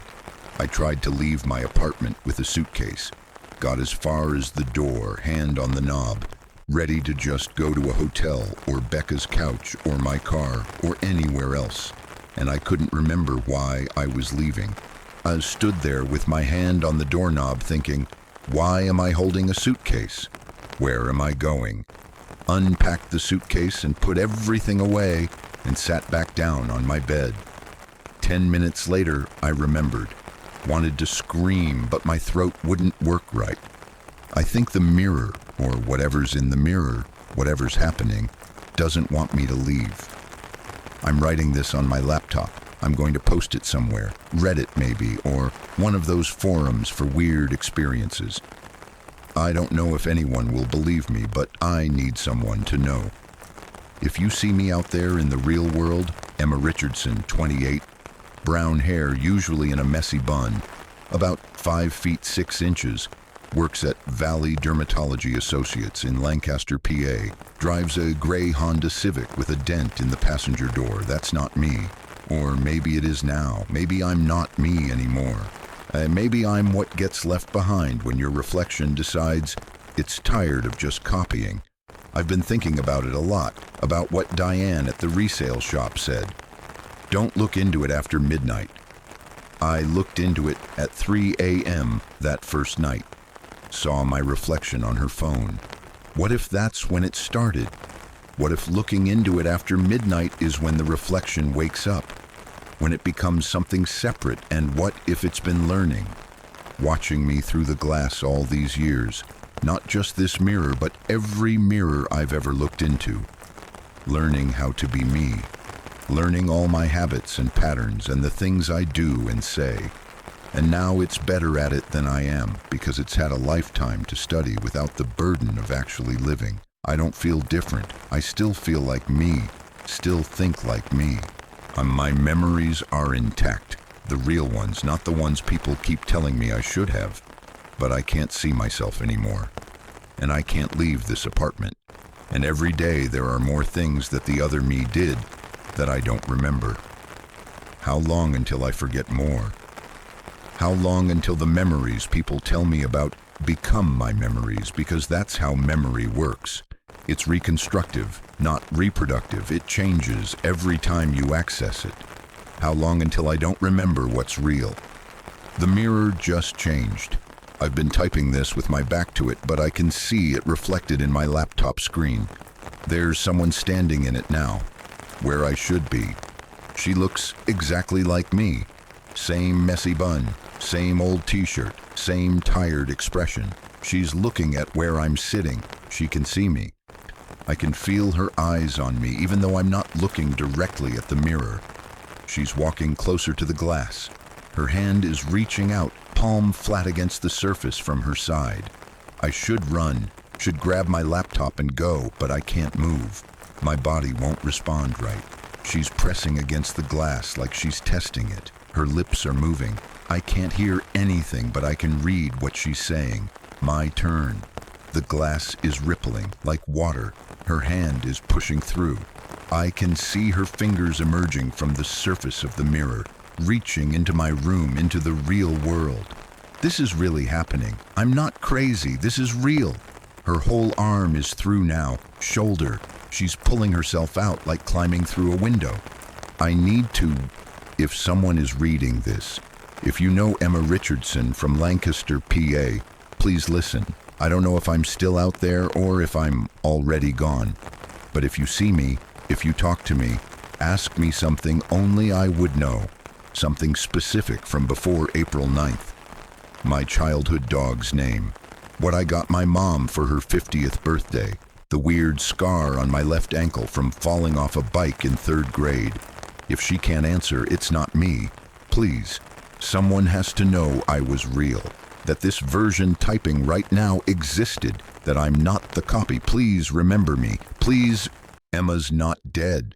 She's watching someone else be her. And the worst part, that someone is better at being Emma than Emma ever was. Check your mirror tonight. Make sure it's still just a reflection.